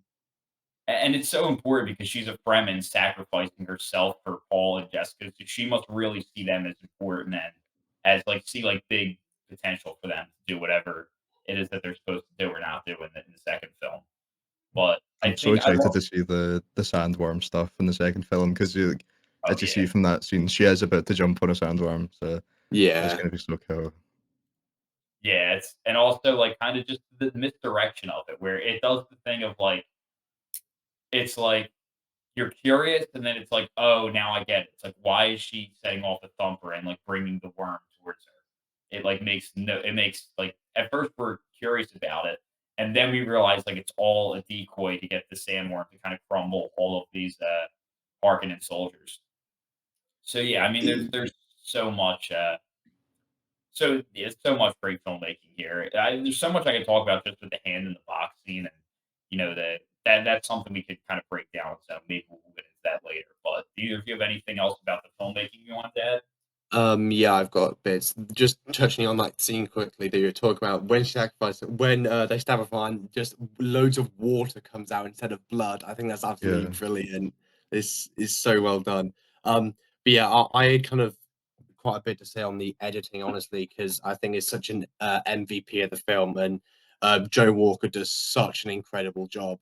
Um, as like most people know, the big thing for editing is continuity. That's like the basic rule for editing, for I editors, actually don't and agree he with that. breaks that multiple times in this film perfectly to kind of convey the visual storytelling of the voice. We see it kind of first when Jessica tries to get Paul to use the voice like to move the glass, and so he kind of uses it really ineffectively. And we see a shot of Jessica moving the glass over once, and then it'll cut away and she kind of wakes up, and then it cuts back to the glass again, and we see that the glass hasn't actually moved, and he's kind of broken that continuity to show kind of about the failure in the voice and the kind of all just the power that it has. And then we kind of see it a bit later with the scene just before the box and the hat back, and they're in the exact same position they were like a couple seconds ago, and Paul Hammond at all is like hard to pick up, and it's only because of like videos that I've seen this honestly, but I think it's incredibly well done. And like kind of other editing tricks that I love, like the quick cuts between dream and reality when just before the box scene when Jessica goes to wake Paul up, and like she's about to say Paul, and then it like split cuts to Chani saying Paul in the dream, then cuts back to Jessica again. I think is such a clever way of doing that. Um, and then lastly, the way that kind of Joe Walker uses editing for like scale as well. There's a one sequence when they're discussing like the spice silos and like how much they have to fill. We kind of get this kind of wide shot of kind of our characters kind of lower down with the spice silos kind of towering above them, and then they start talking about, oh, we need to fill such and such, and then as soon as they say that, it changes to a massive wide shot of all the other empty crates that they have to fill, and that they just haven't been left, and that they look like ants down there. um but yeah, the editing for me is just is so good, especially with the like the use of the voice and like the breaking of continuity. I think it's done so well, and I'm so glad to see that he's editing Dune 2 as well, because if we get like that, then oh man, it's gonna be so good. Oh, one last one I forgot. There's a in the harvester scene where Paul's like on his knees next to the harvester, he's like, I can feel your footsteps, old man. It's just like a jump cut to like Gurney Halleck just standing behind you and grabbing him on the shoulder. I think that works so well as well. But yeah, I'll shut up about the editing now because I love it too much. Yeah, editing, just the scene that I always think of when I think of the editing in this is that scene when they're like leaving their homeland or home planet at the start, like just everything with the score and everything. Like it takes like such a normal moment from a or it'd be a normal moment in like any other film, and it just makes it like the most epic like moment of like all time. Um, just like going in between like the ship leaving and like him checking out the water for the last time. That's the scene that I always think of when I think of editing in this film.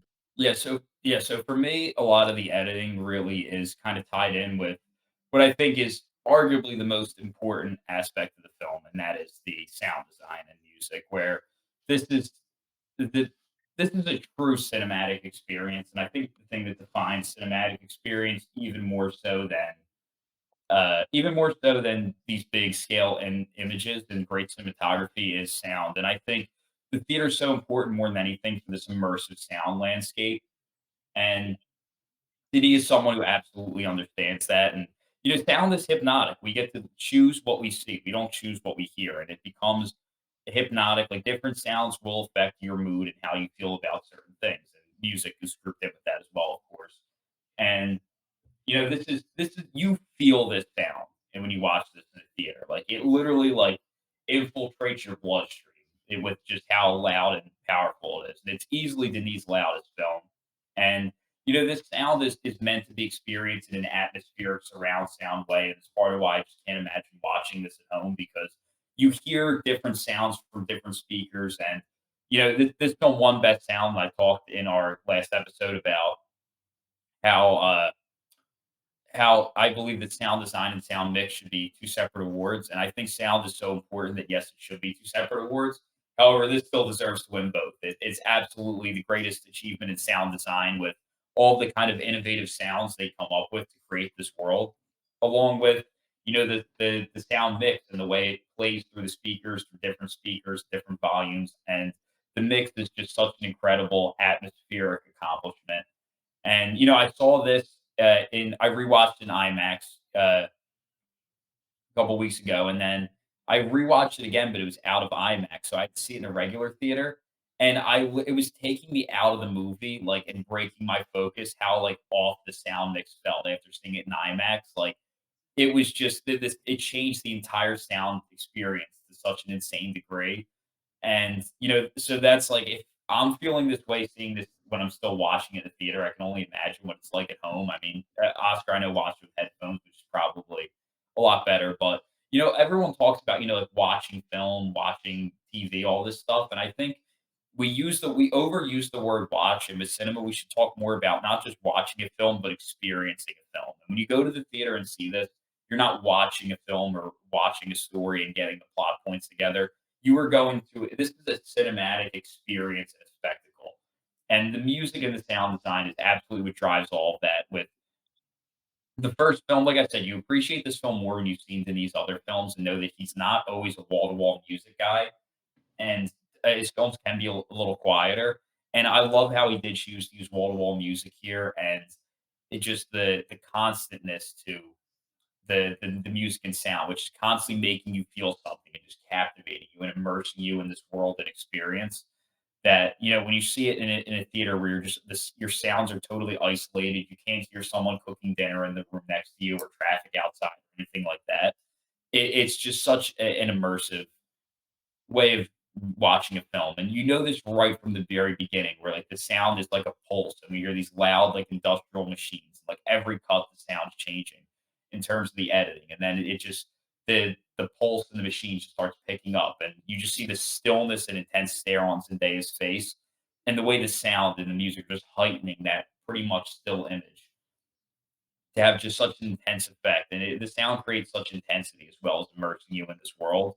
And yeah, it's just every there's like I said, there's a sound change like every shot in the opening, and just the atmospheric experience and how that sound immerses you in that opening scene lets you know that this is going to be a very memorable cinematic experience.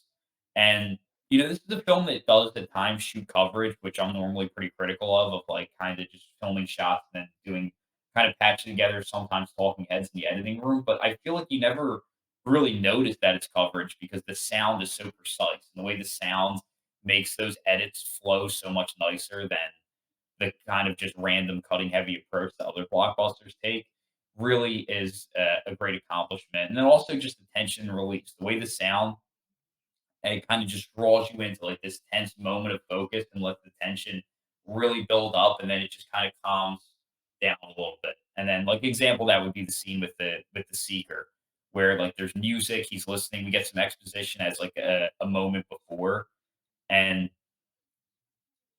you have like then it just kind of as we focus both to the tiny seeker, this music kind of dims out to this quiet, intense moment. And that's just a great example of like the great tension and release moments. Another of them would be where uh, Jessica's first teaching him to use the voice very early in the film, and just the chimes create like this atmosphere in the background that draws into this quiet moment for like then the great tension and release moments, which Denis does so well. And yeah, I have just so much to say about the sound. But Oscar, what are your thoughts on Denis sound design and just the impact it has on this experience?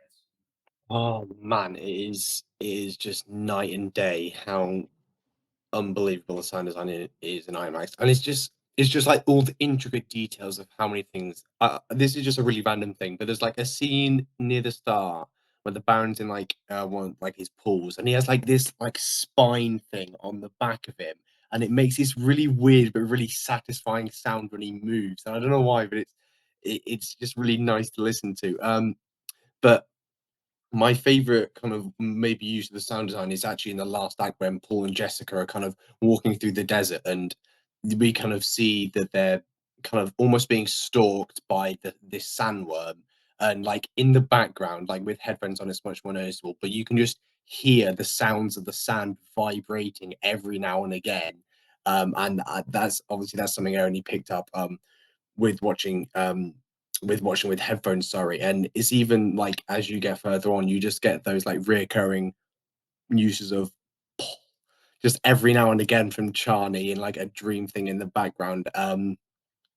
And obviously this kind of sound started for them, the sound guys, they just started sticking microphones under sand and walked on it and see where it would go. They experimented a lot with it, and it works to perfection, man. And like I said, that Sardaukar attack scene in that ecological station, like the almost silence there is done so well, but you can like hear the footsteps of the Fremen trying to hide slowly as well. Um, and I think by the use of sound with the voice as well, how intimidating it is on kind of a first glance, and then when we see kind of Jessica use it, it's heightened as well. Um, but yeah, it's just that, like I said, the intricate details of everything, like this, the shield noises that they have, the sound barriers, when kind of the ships are being exploded, the thumpers are all just, they sound so satisfying, and they don't need to. Well, they do need to sound satisfying because it's so cool, but like they, in a way, like it's not like that. Well, it is necessary, but it's just so cool that they made everything sound so good. Um, like it just anything they made sound amazing, and the sound team just worked wonders on this. Yeah, but I think there's a lot of temptation to be really flashy with the sound, like to make like massive explosions and massively loud ship noises. But with like the ornithopters, they kind of tone it down, and they've got like little vibrating wings, and they don't go, they're not really loud. They're actually almost slightly stealthy, and I think that again just owes to like the genius of the sound team and what Denis wanted. And yeah, it's just so good, man. Yeah, there's just so many like little weird noises that sound team like worked out. Like, how do you find out what the sound of a sandworm is making? Yeah. Like, it's such a weird noise, and it is like the thumper as well. Like, it makes sense. Mm, Looks like that scene when they use it to kind of like attract the worm away from Paul and Jessica, and mm, like the sand thumper. It sounds like this, like almost communicating. It's like, I don't. It's kind of like animals, like a whale sound, like almost like trying to like mm, communicate with the worm. But yeah, the sound design in general is just top tier. Like, the most obvious thing that always comes to mind is like the sound of the space in the air. Like, it just creates like this like really feels just how even more hostile the environment is. mm, And then a lot of the like practical stuff already does that, but just the space really adds to all that. And like the sound is like when they're actually out in that desert, like the sound's obviously very important. Because like a lot of the tension comes from like whether you're gonna like attract sandworm or not, and I think just every thump in the sand feels so impactful. Especially in that oh, scene when they're Paul steps on the like hard like stone on it, and it's such a loud noise just from that small piece of the stone. the drum sound. That's it. Yeah, yeah. That's wait. Is that Um, that's in the third act where the him and Jessica in the yeah, night? exactly. Uh-huh. Yeah, that's the bit. Uh, Yeah. yeah, and then they have to run away from it, and just every movement they make during that like running scene feels so loud, like louder and louder as like the worm is coming closer to them. So yeah, it's such a great scene. Like as you can see coming up close to them, like, just like every sound that they make is so effective at creating tension, and just pretty much like anytime they're in the desert, like sound is so important. There's that scene when they come out of the tent in the sand with the wee animal. I don't even know what it was supposed to be, but like that scene is so quiet, What, the and you can just hear mouse? like, yeah, is it a mouse? Okay, I wasn't Yeah, sure if it was that like a special So type of there could alien well it's be. animal or so something. intimate there too. Like you can hear the fear in the mouse as well, and like just like the sweat and like the motion shake, as long with like just how intimate it gets in this huge desert. This is incredible. Denise starts to get weird. That dream beaver starts speaking. I think that's really good. Yeah, Oh it's yeah, there's so yeah. much. It really is like an experience, like you said, Alex. Like I don't get why people don't say like there isn't a difference between IMAX and normal because it's insane. Exactly. It's because they're Like you, idiots. That's why Mm. they're brain dead idiots. like you can't And replicate your chair vibrating and like sending like flying you about when like the score peaks. Like there's just nothing that makes that at home or like outside of IMAX. It's um definitely an experience. and like similar to the thumper sound, but that scene where Dr. Leah kind of sacrifices herself, like her thumping on the sand as well. That's so satisfying, and just the way it sounds as well. Just, oh man, it's just like impossible to like describe, but it's just so, you just have to see it to believe it. Like we've been saying, it's insane. Yeah, I agree with what you said that it's really hard to like put a lot of these things into words. Just like the way it just like infiltrates your bloodstream and affects you emotionally. Just being That's immersed. the emotion. Like they're so focused on like the narrative, but like it's like you can't explain it. It just like all these elements coming together just creates emotion. It does. Yeah, I think we talk too much about, like watching movies and like the story and all that when like and we say these things, we often neglect the experience part of it and the storytelling part of it. Like stories are great, but like to me what matters more than the story is the storytelling. And Denis is an absolute storyteller. And when you go to a film like this, you're not just sitting there and watching a film. You are experiencing a film. You're experiencing the story. You're immersed in the world. You're not just watching a character change and listen to them talk. Like you are going through an experience when you enter the theater for a film like this. Mhm. Yeah, it's stuff you can't put into words. Like you can't explain to Mm. someone what it's like to be touched by Awa. It's just To be what?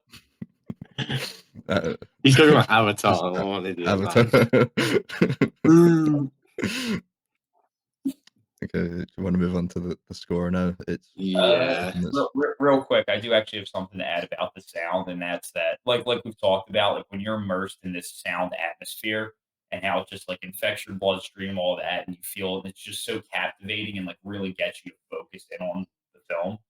At the same time, you know, things that you use less in terms of storytelling techniques can often have a bigger impact. Like, for example, the color red. Like, it's not a super colorful film, but the way it's used in such a rare, isolated way makes it more impactful.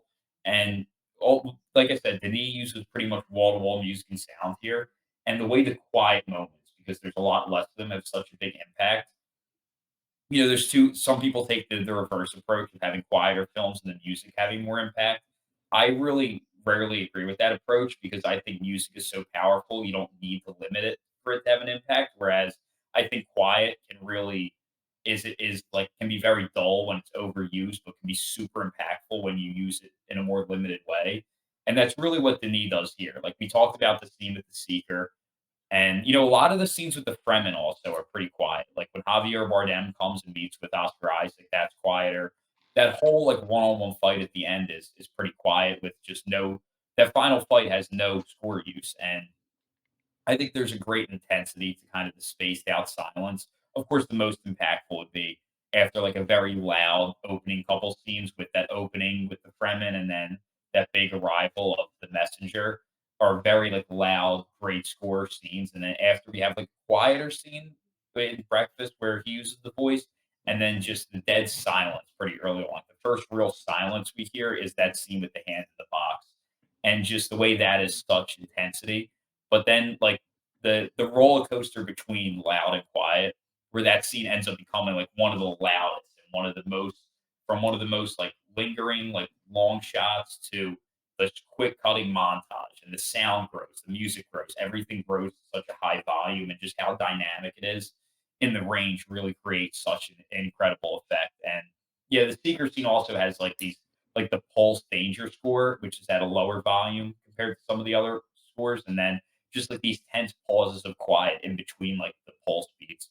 So this film also, despite its loud and great captivating use of sound, also takes full advantage of the intensity and those real strong silent quiet moments as well. But I think it's time to move on to the top three most important things in film. And if there is a film that defends that argument, it's this one. Number one, music. Number two, music. Number three, music. And it definitely helps when your music is composed by one of the best composers working today, who The delivers best composer ever. not quite, but Yes. he's great. I love Hans. I'm not here to slander Hans in any way because he's absolutely one of the greats, belongs in the all time conversation, and someone who deserves an insane amount of respect and delivers his best score of all time. This is the That best Hans does. Zimmer score. So let's get right into it, Oscar. You just called him the greatest composer of all time. he is the greatest, and this will be his best score until next week. I think even though it's like obviously it's like a continuation of the story, I think he's going to go for like the next level with his score. Like he's going to elevate it because obviously you have to kind of keep that same sound, but he's going to find a way to elevate it. But yeah, this score, it just it's such an unfamiliar score, which what makes it so unique and stand out. You know, we're moving from like drums and like different tempos of drums to different like high pitched screams. Sometimes in scenes it's really, really loud, and sometimes it's a bit quieter. But seeing like the women who recorded the screams and everything like that is crazy because it just pierces your ears so well. Cookie dough. That's all I can think of when Yeah, it's like say and cookie dough. As soon as I've seen that in Thinking photo, about my it's favorite all I theme is think of. gonna be awful. like the different pacing of like drumming for different planets is so unique. And then um we get like the Bene Gesserit entrance scene. We get like loads of whispering voices, like whispering female voices in the background, which works so well. And then that kind of the contrast when the Duke is about to die, we get like loads of whispering, but of like manly voices instead, and kind of like I said, it's like the contrast with the Bene Gesserit. Um, and yeah, the high pitched scream, like screaming, like the singing, just is such an unreal sound. It just like feels like such a like a cultural thing as well. It feels like Hans has like kind of gone into it because obviously a culture is a massive part of like the feminine thing. It's they've got the whole religion behind it, and I think he encapsulates those two sides of it and pulls them together so well. And it is one of my favorite scores ever. Absolutely no doubt about that. Um, one of the best scores I've seen in the film is when they're moving, like they're just moving planet, and Hans like they're packing up their things, and Hans is going crazy, on that leaving Caladan track. But for me, my favorite track is probably the very last scene. You get kind of this culmination as they're walking across that ridge of like every single element of the score that's gone on so far, and it is so good. But yeah, absolutely one of my all-time favorite scores, and one that I definitely you pick up more on with like IMAX and watching headphones, or like the drums and the whispering, which yeah, like gets into your ears in really weird and different ways. Yeah, I agree. I think it is Zimmer's best score, and there's a really fine line between like what actually is the score and like just the normal sounds from the movie. Like you were saying, like all the kind of cultural aspects with the Fremen, like the Fremen. There's a lot of just sounds from the movie that sounds similar to the score, like throughout the whole film. But yeah, it's like present throughout like the whole thing, which is really stood out to me. Like there's just like Alex was saying, there's very few moments where there isn't like a moment where there isn't a score in the background. One of the ones that you didn't mention was I've when just forgotten Paul and one. his dad. And actually, Well, you go on. I was going to say when Paul and his dad are talking about his future of taking over the house when they're on like the cemetery, I think it is. Yeah. That's quite quiet, and then it's also quite quiet at the end when he's also that's when he's eventually taking that step to kind of taking control of his like destiny. I Mm. think that's on purpose, like those two kind of moments being quiet. That's the big one that I noticed. What were you gonna say? I completely forgot to mention the best choice of instrument in the film, and the The bagpipes. bagpipes.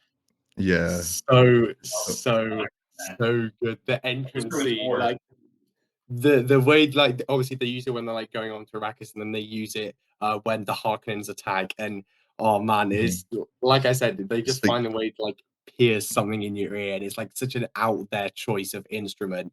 But it somehow like for like Caladan, obviously, because for most of us when they hear bagpipes, I think of Scotland.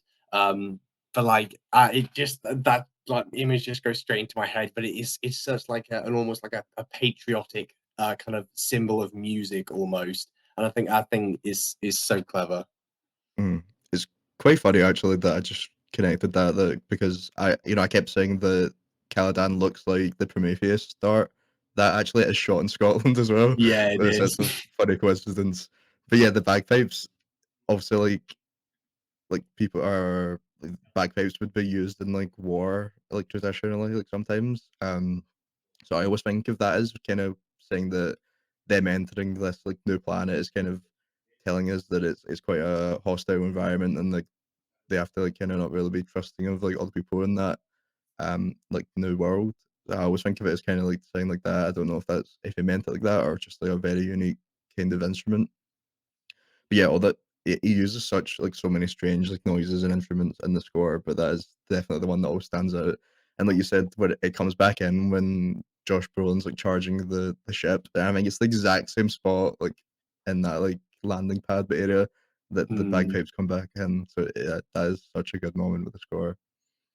Um, but yeah, just the other scene where I think Alex was talking about it with the box scene, but the score when that comes into that scene is just the most like insane scene in like all of cinema. Like it gives me goosebumps like every time. Like it's such a quiet scene and the score ramps up like so quickly. Like the instant like you see that he comes like control of his like the pain and stuff. It's such a good scene.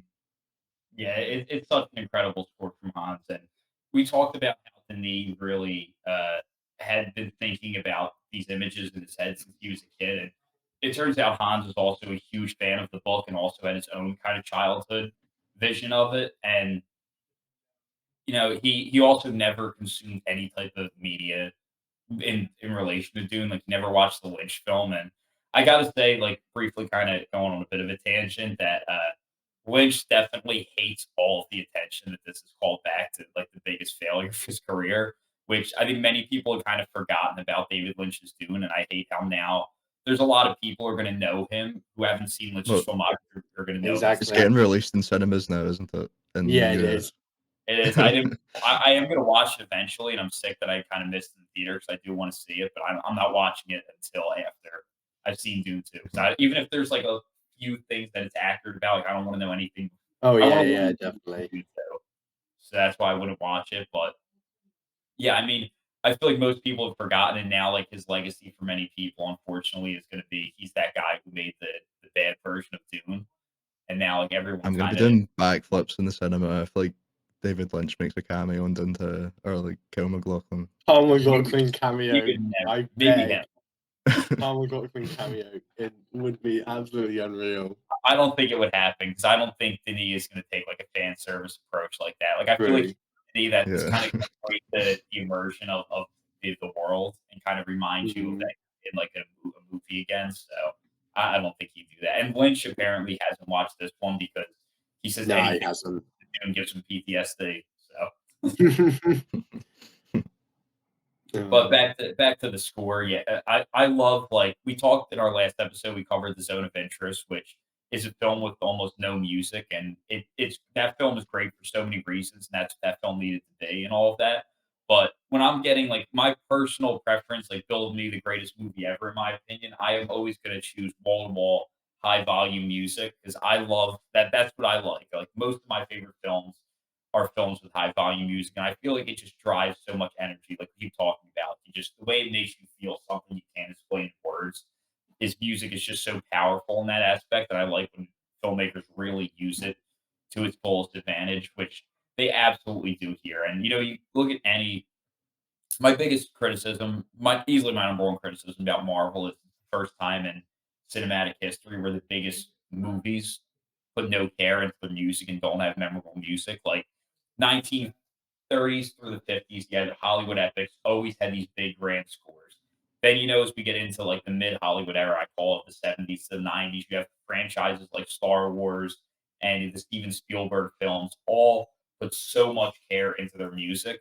And the MCU is the first time that there really is like no care into the music. It's all generic and not memorable. And Denis is kind of course correcting that here with such a memorable score where it's not just like a couple themes that are just recurring in different versions throughout it. Like there's so many different pieces of music throughout this entire film and so many sounds that Hans really invented apparently different instruments because even though like I heard Hans say this in an interview and I could see people taking it the wrong way when he talks about the score of Star Wars and you could tell Hans loves the score of Star Wars and is not criticizing it.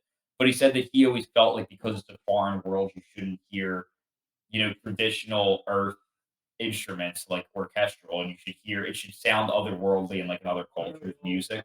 And I think he does such a great job with the instruments in this feel so unique for the most part. And I think he just does such a great job with the how inventive he was in this score, which I know he spent a lot of time just like isolated, really working on this score for a very long amount of time. And I totally think he's going to outdo himself in a week, 100%. But I think the most iconic of the recurring sounds would be like this rapid drum roll that he uses multiple times. And drums have always been a big part of Hans's kind of style of scoring films. And I think it's interesting because when you look at the more modern kind of recent composers who have had a lot of success recently, when you go into like older Hollywood scores, especially like John Williams and even a lot of the composers who came before, it was always typically like these grand orchestral strings, like John Williams and like Max Steiner and those composers, or if not that, like a more of like a heavy brass band, like something you hear from like Bernard Herrmann or like just a lot of like those types of instruments. Whereas the recent guys like Hans and Ludwig are really big on using drums. And I think a lot of modern music is like, even though it's not drums, it's very beat heavy. So I think it's interesting how a lot of modern scores are very much going in the direction of drum beats, and Hans is certainly one of the best at them with a very drum roll heavy score. There's like this drum rumble that we hear in the first, very opening scene when the attack first starts, and it really is recurring throughout. Like, you hear it in the crawler scene, especially when they go in to save them. There's like the run downhill when from the worm when Paul and Jester and the Jester, like uh there's just so many great uses of this drum roll sound throughout the score. And another great one is when Duncan like has like a little bit of life left and he's fighting them off towards the very end. And so yeah, the rapid drums are used. Both of you have mentioned the female vocal sound, which is so great. And I would listen to the Dune score and I would go through every track and be like, why can I not find this piece of music? Like was looking for it forever until one of my favorite film podcasts, Raiders of the Lost podcast, did a Hans Zimmer score draft. And I didn't know that there was a second Dune score album called Hans's Sketchbook that What? includes this piece. I Yeah, it's didn't called. know that. I didn't know that I've been until looking for the exact same piece of music. I have been looking for it for like 2 years, and every time I watch the movie, I would try and find it. If you go, it's called the Dune Sketchbook, I The believe, Dune sketchbook. What's it? and What's the track called? Paul's Dream. So it's a very long track. All the ones in this album are super long, so it's towards the end of the track. Like there's a good like a lot of minutes before the female The vocals come in. the scene where Liet Kynes sacrifices herself. That's not on like the normal album. That better be Yeah, on here. it's on the sketchbook exactly. Oh my god! I just discovered I was this like, like a why week are or you two putting it ago. on the normal album? I have no idea about that. So thank you to Raiders of the Lost podcast because that had been driving me nuts for like the last 2 years. But yeah, there's such a range with the female vocals too. Like sometimes they're really sharp, sometimes they're like a little calmer. And I feel like this really is like associated with Paul's dreams and the Fremen, this sound. Like yeah, there's so many great areas that it's used. Like it's kind of softer when Paul walks out within the scene where they're saving the crawler and he gets kind of caught up in the dream, like it's softer there. There's like a peaceful female vocal choir when they're like approaching the canyon of the Fremen, and then Hmm. it's like so sharp and harsher when the girl gets stabbed. Also, when it's very harsh, kind of spike in it when Oscar Isaac sprays the poison at the Baron. It's used there too, and it's just like a recurring element throughout that I think is used so well. It's obviously one of the most memorable scores.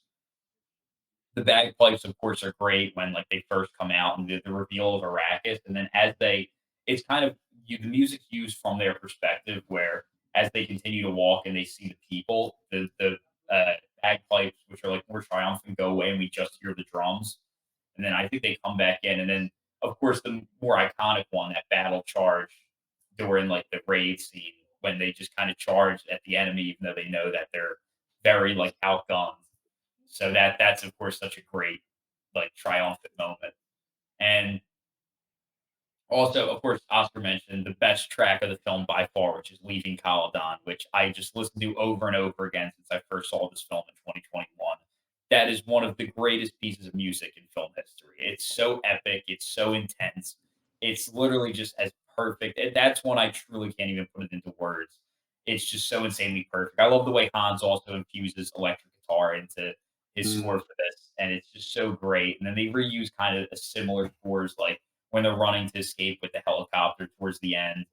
And also, I think they use it when they're running from one of the worms. One of those scenes, like it's one of the best scores I've ever heard. And the third kind of recurring score sound would be what they do for the Harkonnen, where it's really like this. This is where it's like Ryan talked about that line between the sound effects and the score, where it's kind of blurred. And here it's like very industrial sounding, like metal bangs, and it's just almost like a factory, like a very machine like. And we hear that a couple times. Also, like some like drum rumbles you'll hear with them also, like when the Baron said calls it my Dune, like you hear the drum rumble there too. But mostly it's like these real metal bangs, and you hear them a lot with scenes with the Baron and just any Harkonnen scenes, like when Dave Bautista was walking up as well. They also have like ones where there's that live musician with like the frog like hum uh, type of atmosphere, just atmosphere around that conversation. And uh, yeah, it's also just very like repetitive sounds, like we talked about. It's like factory like. Their shots are like very structured, like very orderly military like. And I think it's fitting that the sound is just so industrial and repetitive in what we associate with the Harkonnen. It's not like at all pleasant to listen to, like a lot of the other pieces of music are. But Oscar, do you have anything else on the this brilliant score of Doom? No, I do not. Just that, it's like the greatest thing ever to listen to. Just every day on repeat for me at the moment, um, and it will be for years to come. And I know he's like released 2 tracks from part 2 already, and I'm just refraining myself from not listening to them because Yeah, I've like not I listened to just them want to yet. listen to all of like first time in the theater, and especially in IMAX. I've refrained myself from listening to them. But yeah, man, it's gonna be unreal. I know I just know he's gonna like step it up for this one and somehow make it even better than it already is. Yeah. I was gonna say he hasn't done much in between, but like there's so many films that you don't realize Hans Zimmer's like in, He like did The doing like Creator. yeah. He also done It's Me God, It's Margaret. Like there's so many like so random films that like you didn't even think about the score. Um, His best what else score, did he Thunderbirds live action 2004. Of course. What a do? film. He also done Top Gun and No Time to Yeah. Die in between. Done yeah. There's just so many. I need to get back to listening to it because I think for the last 2 years it was the Dune soundtrack was in my top 5 for my Spotify Wrapped. But I haven't listened to it much recently, so I need to get back to just binging it. Yeah, it's such a good score. Oscar, I'm surprised that you call Hans the best, but I know you're not the biggest Nolan guy, so I'm actually surprised that you rank him that high. Nah, no, like obviously I separate from like Mhm. um Yeah, of director course. and composer, obviously. Mhm. But He yeah, of course elevates Hans Nolan's the film films so guy. much, though. Yeah, I guess Any that's more Morricone is number 2, obviously. Mark needs to go. Number 2, he's number 2. Have you seen Once Like, Upon a Time in America yet? yes, I have. I Oh, yeah. haven't, no. Wow. I'm disappointed then. Like the electric guitar kind of reminded me of Once Upon a Time in the West a bit, like because I obviously love that's like a massive part, and these two Yeah, like that's that's right. what I hear at times, obviously because like Desert, and those are like my most listened to soundtracks at the moment. But yeah, it's just so great hearing that guitar as well. But like I said, I think my favorite track is probably My Road Leads into the Desert, the last one, because it's like the culmination of everything that last scene, and like I think that just the dialogue I think doesn't get enough kind of credit as a screenplay because I think it's such a tough and dense novel to just to tackle, and the way he just presents everything is done so well. Yeah, it's just what a film. And Yeah. has anyone got Even the anything else songs that to add? like you wouldn't Has anyone yeah, got even the anything else? songs that you wouldn't like think of like playing outside the music, like Dreams of Arrakis, I think that's always at the top of my like Oh played yeah. songs. It's basically just like drums and like very weird sounds. So you wouldn't necessarily think it would work outside the film, but like everything in the soundtrack is like good to listen to outside of it. Mm. Yeah, it's just it really is one of the Anyone best got of all time. yeah, easily. Anyone got anything else to add on the score? I have a couple. I would say, what's it called? Yeah, just a couple miscellaneous things with the score that I like. One good thing is like how the score's foreshadowing here with the doctor who ends up becoming the traitor. And the first thing we see him is right before the hand in the box, and he's kind of like an ally to Paul and giving him a heads up. But the score, there's like this hum under, and it's just the way that the score sounds. It's like in the moment, I guess we think it's there to anticipate this. more high stakes moment of the hand in the box. When you rewatch, you realize it's actually kind of foreshadowing for you about this character. That's one thing I thought was great. I think the crawler scene where they save the crawler is just a great scene for so many reasons. Stakes, thrilling entertainment with the ornithopter things, and also the score is just great. Like in the beginning, the score is just very curious with like this underdrum, and then it just builds to like the hard electric guitar strum. I think they use the Caladon music there too, with like a deeper bass layer they add under it as the crawler's just swallowed up. So yeah, it was great. I love like the triumphant like one last life Duncan has. They use horns a lot with Duncan, and more like because horns are normally can be pretty triumphant, and I guess like warrior like. So I guess more like warrior returning. But yeah, I think they do such a great job with the score just to kind of have like this breath of fresh life. How like, he's just hard to kill. So I think that was a great score moment as well. The seeker scene I talked about, I love what they do there, and yeah, I mean, I think that pretty much covers everything. 'Cause there's just so much in the score. I wish I was more like musically educated to really break this down even further because it's I'm sure there's so many nuances that we're not even noticing with the way Hans uses the music to tell the story and immerse you in this world. But I think it's time to go to the moment I've been dreading because I'm not at all ready for it, which is our superlatives.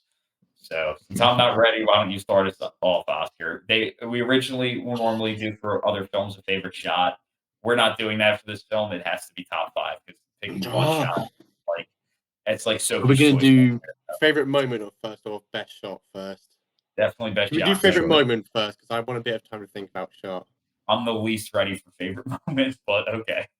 Okay. This is difficult because there's so many moments as well. I'm gonna say the when Dr. Lick kind of sacrifices herself because I think that's the scene I've rewatched the most. Just the score in that scene and the way it's shot. I just love the shot of that sword dragging across the sand and like the camera's like low down and you see her on the floor. And the dialogue as well. Like, I only serve one master and his name is Shiloh. She just starts banging on the ground. That is such a powerful scene. And everything in that scene, the sound is absolutely perfect. The score is perfect. The way it's shot is so brilliant. And I think I'm going to say that because I think it's the most underrated scene in the film. Like I've never heard a single person talk about it ever, and it's so good. Yeah, that's a great scene. I'm gonna go with the fight to the end where Paul has to fight to the death. And it's got some great callbacks there, like with the training with Josh Brolin, and like it really just shows how like skilled they are as fighters. Because like there's this like highly trained Fremen member, and like he has like no chance against Poe, and it's so Mm, funny how he's gone, he's like about to kill him, but like they have to fight to the death. And yeah, Javier Bardem goes to Jessica, like, what's he doing? Is he like playing with him? It's like yeah. such a funny moment, and then it's such a good fighting scene. And I think the end in general is just a great way of like kind of ending Paul's arc off in the film, like him kind of finally accepting the call of joining and accepting the planet and the path that his family's gonna put them on. Like it's really similar to the end of Fellowship actually when Frodo's arc is just kind of completed as well with him realizing that the journey like he has to go on it by himself. So I really don't get when people say like it doesn't feel like a complete film. Like there's like I feel like there's like complete arcs with the characters and it does fully set us up for the second half. The most annoying Um, argument in film for me, sorry, is when people yeah, just good. go on about like part one's like, oh, I'll give this a higher rating when part two comes out. It pisses me off so much. Well, this And is sorry. no, it's okay. I just get so annoyed by it. Like people just have this idea of like a complete film. Yes, it's like you should know it's a part one. Obviously, it's not going to be a complete film. And this is different because this is even different because this is one book. The Dune Mhm. 2 is not even a sequel, it's a continuation, it's different. Like it just annoys me that kind of commentary. But yeah, Alex, what were you gonna say? No, I was gonna say this is the problem with like the way that too many people I think view cinema as an experience, like as just story versus storytelling and experience, because they too many people see film as it's like okay, you're just here to find out the ending, Like you're not. I don't go to the movies myself just to find out the ending and learn the plot points of the story so I can talk about it on Twitter. Like it's about the experience of this story. And is it a complete story? No. But what it is a complete cinematic experience in its own right. So, like, yes, we don't know the ending of the story yet. That doesn't make it any less of a film because it's still Exactly. its own cinematic experience. Seeing Dune 1 is a different cinematic experience from seeing Dune 2. And Mhm. I'm sure it's going to be great to watch them together when they're done. But just because we don't know the ending yet doesn't mean it's any less of a cinematic experience. He can choose to direct Dune 2 a totally different way, and the score could be totally different. I'm not saying that's what I think will happen, but like it could, and it's just a different cinematic experience. That like, so yeah, I hate that conversation because it's just the mindset of like film only has value to find out the ending of the story, which is not at all how I think it should be viewed. Yeah, people always say like if it was like if like the worst had happened and they didn't greenlight part two, then like it would have just been left with this part one. But like, oh no, we've been left with this masterpiece of a film on its own. But Yeah. I mean, also it'd be a disastrous moment, but like still a great film on its own. It doesn't completely diminish it, like not knowing that how the end happens or what's going to happen in the future. But yeah, I completely agree. Yeah, it's like some people are this year making the same argument about Spider-Verse. It's stupid. It's stupid. I do disagree about Spider Verse because that just felt like it randomly ended. I can see it much more with Spider-Verse than this because I this agree is with that. different. This is like Spider-Verse. Like, yeah, I can see it as a sequel, but there's no going around this. This is just stupid talking around in that way. But yeah, Alex, what was your favorite moment, if you can pin one? Thank you for that tangent, which bought me some time. Where I went on searching scenes to try and like remember them, and then I saw just a thumbnail that was Dune 2, so I exited that real quick because there's spoilers. Don't watch trailers. Don't want to see a single image from that film. Anyway, I picked three scenes. So obviously, the hand in the box. Three moments. Sorry, the hand in the box. Obviously, is like the go-to default one. So I don't want to be generic and pick that. One that I really love is just like I mentioned, Duncan's last life when like he's just like keeps on fighting at the end and like won't go down just to protect Paul. Like I love that scene. And honestly, if I had to pick one, it's Leaving Caledon. Like it's the best piece of music. The imagery is so epic, the way it rises out of the water and just the long hold on slow moving music and picture. It's that honestly that probably is my favorite moment because we're listening to the best music. We're looking at some of the best images. And in terms of just like that's what, like I always say, like for me, it's not just about storytelling. It's about this. I mean, story itself is very much storytelling. It's the synchronization between music and picture, and I just love it there. That's probably my favorite moment is the Leaving Caledon. Nice. Um, Best shot. Well, 5 shots. Do we want to go It's even five harder. round, or do we want to go all five at once, each of us? I'm fine with either. I'm just gonna give 5 because I don't think I have a definitive number one. Yeah. Yeah. First one I'm going to give is that arrival on Arrakis, specifically the light opening on Lady Jessup, because the veil that she is wearing makes it 10 times better because the costume design is on point and it looks gorgeous.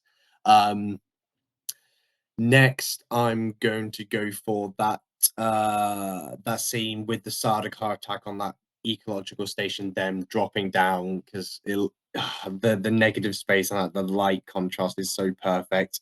Then I'm going to go for the scene with the harvester, that shot that I mentioned of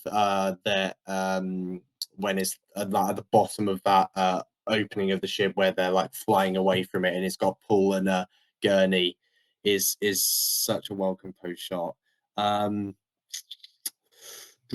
then the scene where the Bene Gesserit arrive, obviously in that with the pitch black with that light from the ship just streaking over, absolutely has to be in there for me. Oh man, it's so tough to Or choose. It's ridiculous. You try to Um, pick a number one. nah, man, I'm just trying to pick. Just there's so much just to fit down. That shot of Paul in the battle sequence, in the dream sequence, where we see the helmet open and the worm is just diving out of the background of the shot. is so I didn't actually pick up that until like one of my watches. There's a worm like erupting out of the ground in the back of that shot in that dream sequence. Oh yeah. But that's so good. And for my last one, I'll go for that shot where he like picks the sand and spice out of the ground on the in the harvester scene as well. So yeah, there's way too many to pick from, but those are the ones I go for. It's so hard. Um, I think I do have a number one, but I'll go with my number five is when the scene when Josh Brolin gets woken up, and he goes out to see the big ship from the is it the Harkonnen ship or is it just the Imperial Army ship? Whatever. When he looks up and just sees the ship entering the atmosphere because the shields are down, that's a great moment. Um, also the shot when they arrive in Arrakis, but not when the light hits them. It's when it's from behind and there Yeah, isn't any light and it's just kind of their silhouettes. That's an amazing shot. The shot of the moon that I mentioned earlier when Jessica and Paul are climbing the sand dune. I forgot to mention with cinematography actually. A lot of the shots he likes to almost have like the horizon at the top and we kind of follow the characters as they like climb up it. And I love those shots. Like there's the one when they're climbing up the sand dune and then that's when they finally see the like what's the aftermath of the like attack. And then yeah. there's another one when Jason Momoa's character is climbing the stairs when he's sneaking about during the invasion. And we kind of follow him up the stairs, and then he sees like the Imperial armor people in the corridor. So yeah, I forgot to mention that in the choreography or cinematography section. Another shot is I mentioned it earlier as well, the exploding ship falling into the army when it's just filling up the full frame. That is one of my favorite moments in the film. And then I will pick a number one. I'll go the sandworm when it stops at the rocks in front of Paul and Lady Jessica when they get to the rocks because Is you cannot get anything like that in any other film that is completely unique to Dune and the scale is is that ridiculous. the shot where like Paul's head is like in the center of the worm's mouth, or like the wider one where they're at the The wider bottom one of it? when you actually see the worms, like the full you can see the full worm in view Oh and like yeah, Paul yeah, and Jessica yeah. are at the bottom. So yeah, that's my number one. All right, I'm gonna fire off some honorable mentions first. Got J2. I love space shots, just the scope of that spaceship. That's awesome. A lot of these I talked about in the cinematography section, so I'll go quick with them. Next honorable mention, the one where we focus Paul from intimate to wide and deep, from thumper to the sandworm approaching. Next up, we have the diagonal line of the ornithopters. I just love the diagonal composition there. Then we have shot. This one was very close to my top to being number five for me, but I swapped out. It's not one that a lot of people mention, but just like the long lens of the four like emperor messenger people kind of coming down the ramp and just the tight way that many people fill the frame, that tight composition is just so full. I like really full compositions like that, and I love that shot. It's very close to being my number five, and now I'm kind of thinking it should be. But anyway, then we have Oscar kind of picked it, so I was like, all right, since he gave that praise, I'll give some other shots some praise. So it felt honorable mention, but the one where they just kind of float down the Harkonnen soldiers, and then which was just the one I think Oscar mentioned this one as well, like where they're on the ship and the worm is just swallowing the crawler. It's just such a great shot. Last honorable mention is uh actually sorry last honorable mention would be the one it's like ground level shot of like the black hexagon tiles and the rain's just coming down on them. There's no human or living thing in the frame, and it's just such a beautiful atmospheric shot that I love. Is that Now the on to my Imperial Army scene? Are you talking yeah, about? it's like it sets the scene. It's like the first shot of the scene where there's nothing in the frame. It's just the ground level hexagon tiles and the rain's just coming down on them. Now to my number five, shot S. Benny Gesserit's arrive. I love, film noir and just isolated light sources and just coming from the top right down the diagonal line of the light with, all this just black space in the top left and just the scale of the Bene Gesserits and just with the black and the white contrast and color, I just think looks so nice. I love that shot. That's my number 5. Number 4, which is where the ship rises out of the water in the Leaving Caledon scene. Even without the super epic music, it's just such a beautiful shot. I like scenes that involve water a lot. Like I like with wet textures, and it's just the way it comes into being visible is absolutely great, and I just love that. Shot number 3 would be which is where the kind of spice machine is in the towards the opening, and it's just so smoky, and the way the light comes through the smoke, and you have the scale, it fills the frame vertically, and just the isolated light sources, and just the kind of warmer, kind of tan and orange color palette to it, and it's just so smoky, and the way the light just comes through the smoke, I think is beautiful. That's just a beautiful shot for so many reasons. And then now number 2 is where Duncan's ornithopter's flying right frame, and then we have super lit up with kind of the I way forgot about that shot. just the way colors contrast each other and make each other pop, where you have the really light bombs contrasted with the darker color palette behind them, just lighting up the scene. And the way it's like split screen without like, you know, actual 2 images put together, split screen, but just a split screen in one frame. I love it, and just the use of lighting and color contrast is perfect. Number 1 is the long take of the fight choreography in the dream, where Paul is just fucking shit up in the dream, and that shot is just absolutely awesome. Long take for no reason. Just the finish is just so like such a stand up and clap moment. It's awesome. So those are my top 5 shots of the film. Nice, nice. What so moving on to MVP of the film. You could pick anyone in this film. For me, it's insanely easy, but and it's Yeah, I think it's an obvious correct. one. For me, Yeah. it's Rebecca Ferguson for me. I think she's the wow. best casting out of the entire film. She puts on such a powerful and complex performance. And I love her character so much. And after reading the book, like there's no more perfect fit than Rebecca Ferguson for that role. It's insanely close for me, but I just think she elevates so many aspects of the film. So, Ryan, who is your MVP? Didn't expect it, but I respect it. It's Hans Zimmer. Come on. Thank you. Thank you. Yeah. I The thought you film were is not talking as about. finished, come on.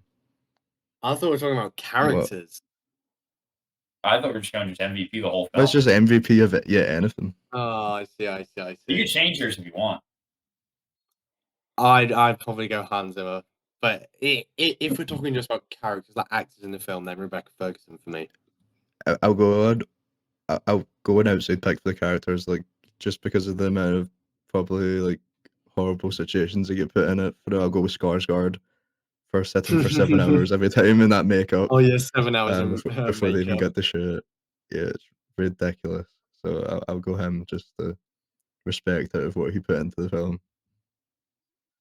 Yeah, Hans Zimmer's easily the MVP for me. Everyone, I'm not going to be a dead horse talk about how much I appreciate and love music in film, but the music carries this. It's what makes it such a cinematic experience. Music drives pretty much all emotion for me when watching a film, and this film is so emotionally effective for that reason. As beautiful as these images are, it's the putting the music to them creates a whole new effect and meaning behind them, and really makes you respond emotionally to them. And it's we talked enough about it that I don't need to over explain, but yeah, Hans Zimmer is easily the MVP for me. If we're talking character, also honorable mention as MVP to Greg Fraser, the sound team, and of course Denis Villeneuve. But character for me, my favorite character is Duncan, so I want to pick Duncan. But if we're talking about the MVP of the film, like who's the most valuable to the film, that's a little tougher. It's definitely between Rebecca Ferguson and Timothee Chalamet, but my favorite character is Duncan. He's a beast. Yeah, there's just too many to pick from as well. Oh, and honestly, honorable mention there to Javier Bardem. I know he's not in it that much, but I think his screen presence and he just maximizes screen impact every time he's on screen. So definitely one of my favorite roles he's done in a while. Yeah, he's had like recently outside of this, he's like he used to chat to his agent like outside of this film. He hasn't had like what's he? Has he got anything in coming the up? in 20? He did Be in the Ricardos, and I think it was same year, 2021. Oh yeah. Yeah, I never actually watched that. He was in The Little Mermaid though, so Do both of you have this film as your first of 2021? I have it the first Yeah, of the easily. decade, so yeah. I actually don't have it at first of 2021, but I have it in my top 5. Wow. Top 5. Wow. But I think that was a stacked year. Like, I think 2021 was one of the best years in film history. I So think Dune is my number 3 of the decade. I So I think respect it's comfortably number 1 number of 1. that year and it's number 1 of the decade. Like, I would never argue against that. It's very respectable take. So moving into like the last bit, I'll hand this off to you guys first. What are your expectations for Dune 2 as kind of a wrap up? Ryan, I'll go over to you. I'm just expecting maybe the best film ever made. Honestly, like he set it up so well in this first one. Like he's got all the like set up out. We know all the characters. We know the lore. We know all the relationships. I'm just ready for like 2.5 hours of just straight perfection. And I'm sure just from the early reactions have been great. I'm sure he's not messed up anything from the book. He loves it. It's a passion project for him. He's gonna perfectly adapt the rest of it. It's not gonna be a case where he's like fumbled the second half. So I just definitely the best of the year. I think it's gonna pick up, surely pick up all the technical Oscars again that the first one did. Hopefully, director and best picture along with that. Yeah. Um, I'll be disappointed if it's not like top 3 of the decade because I have expectations that it's got to be better than the first one at least. Oh So yeah. my expectations are very very high for Dune 2.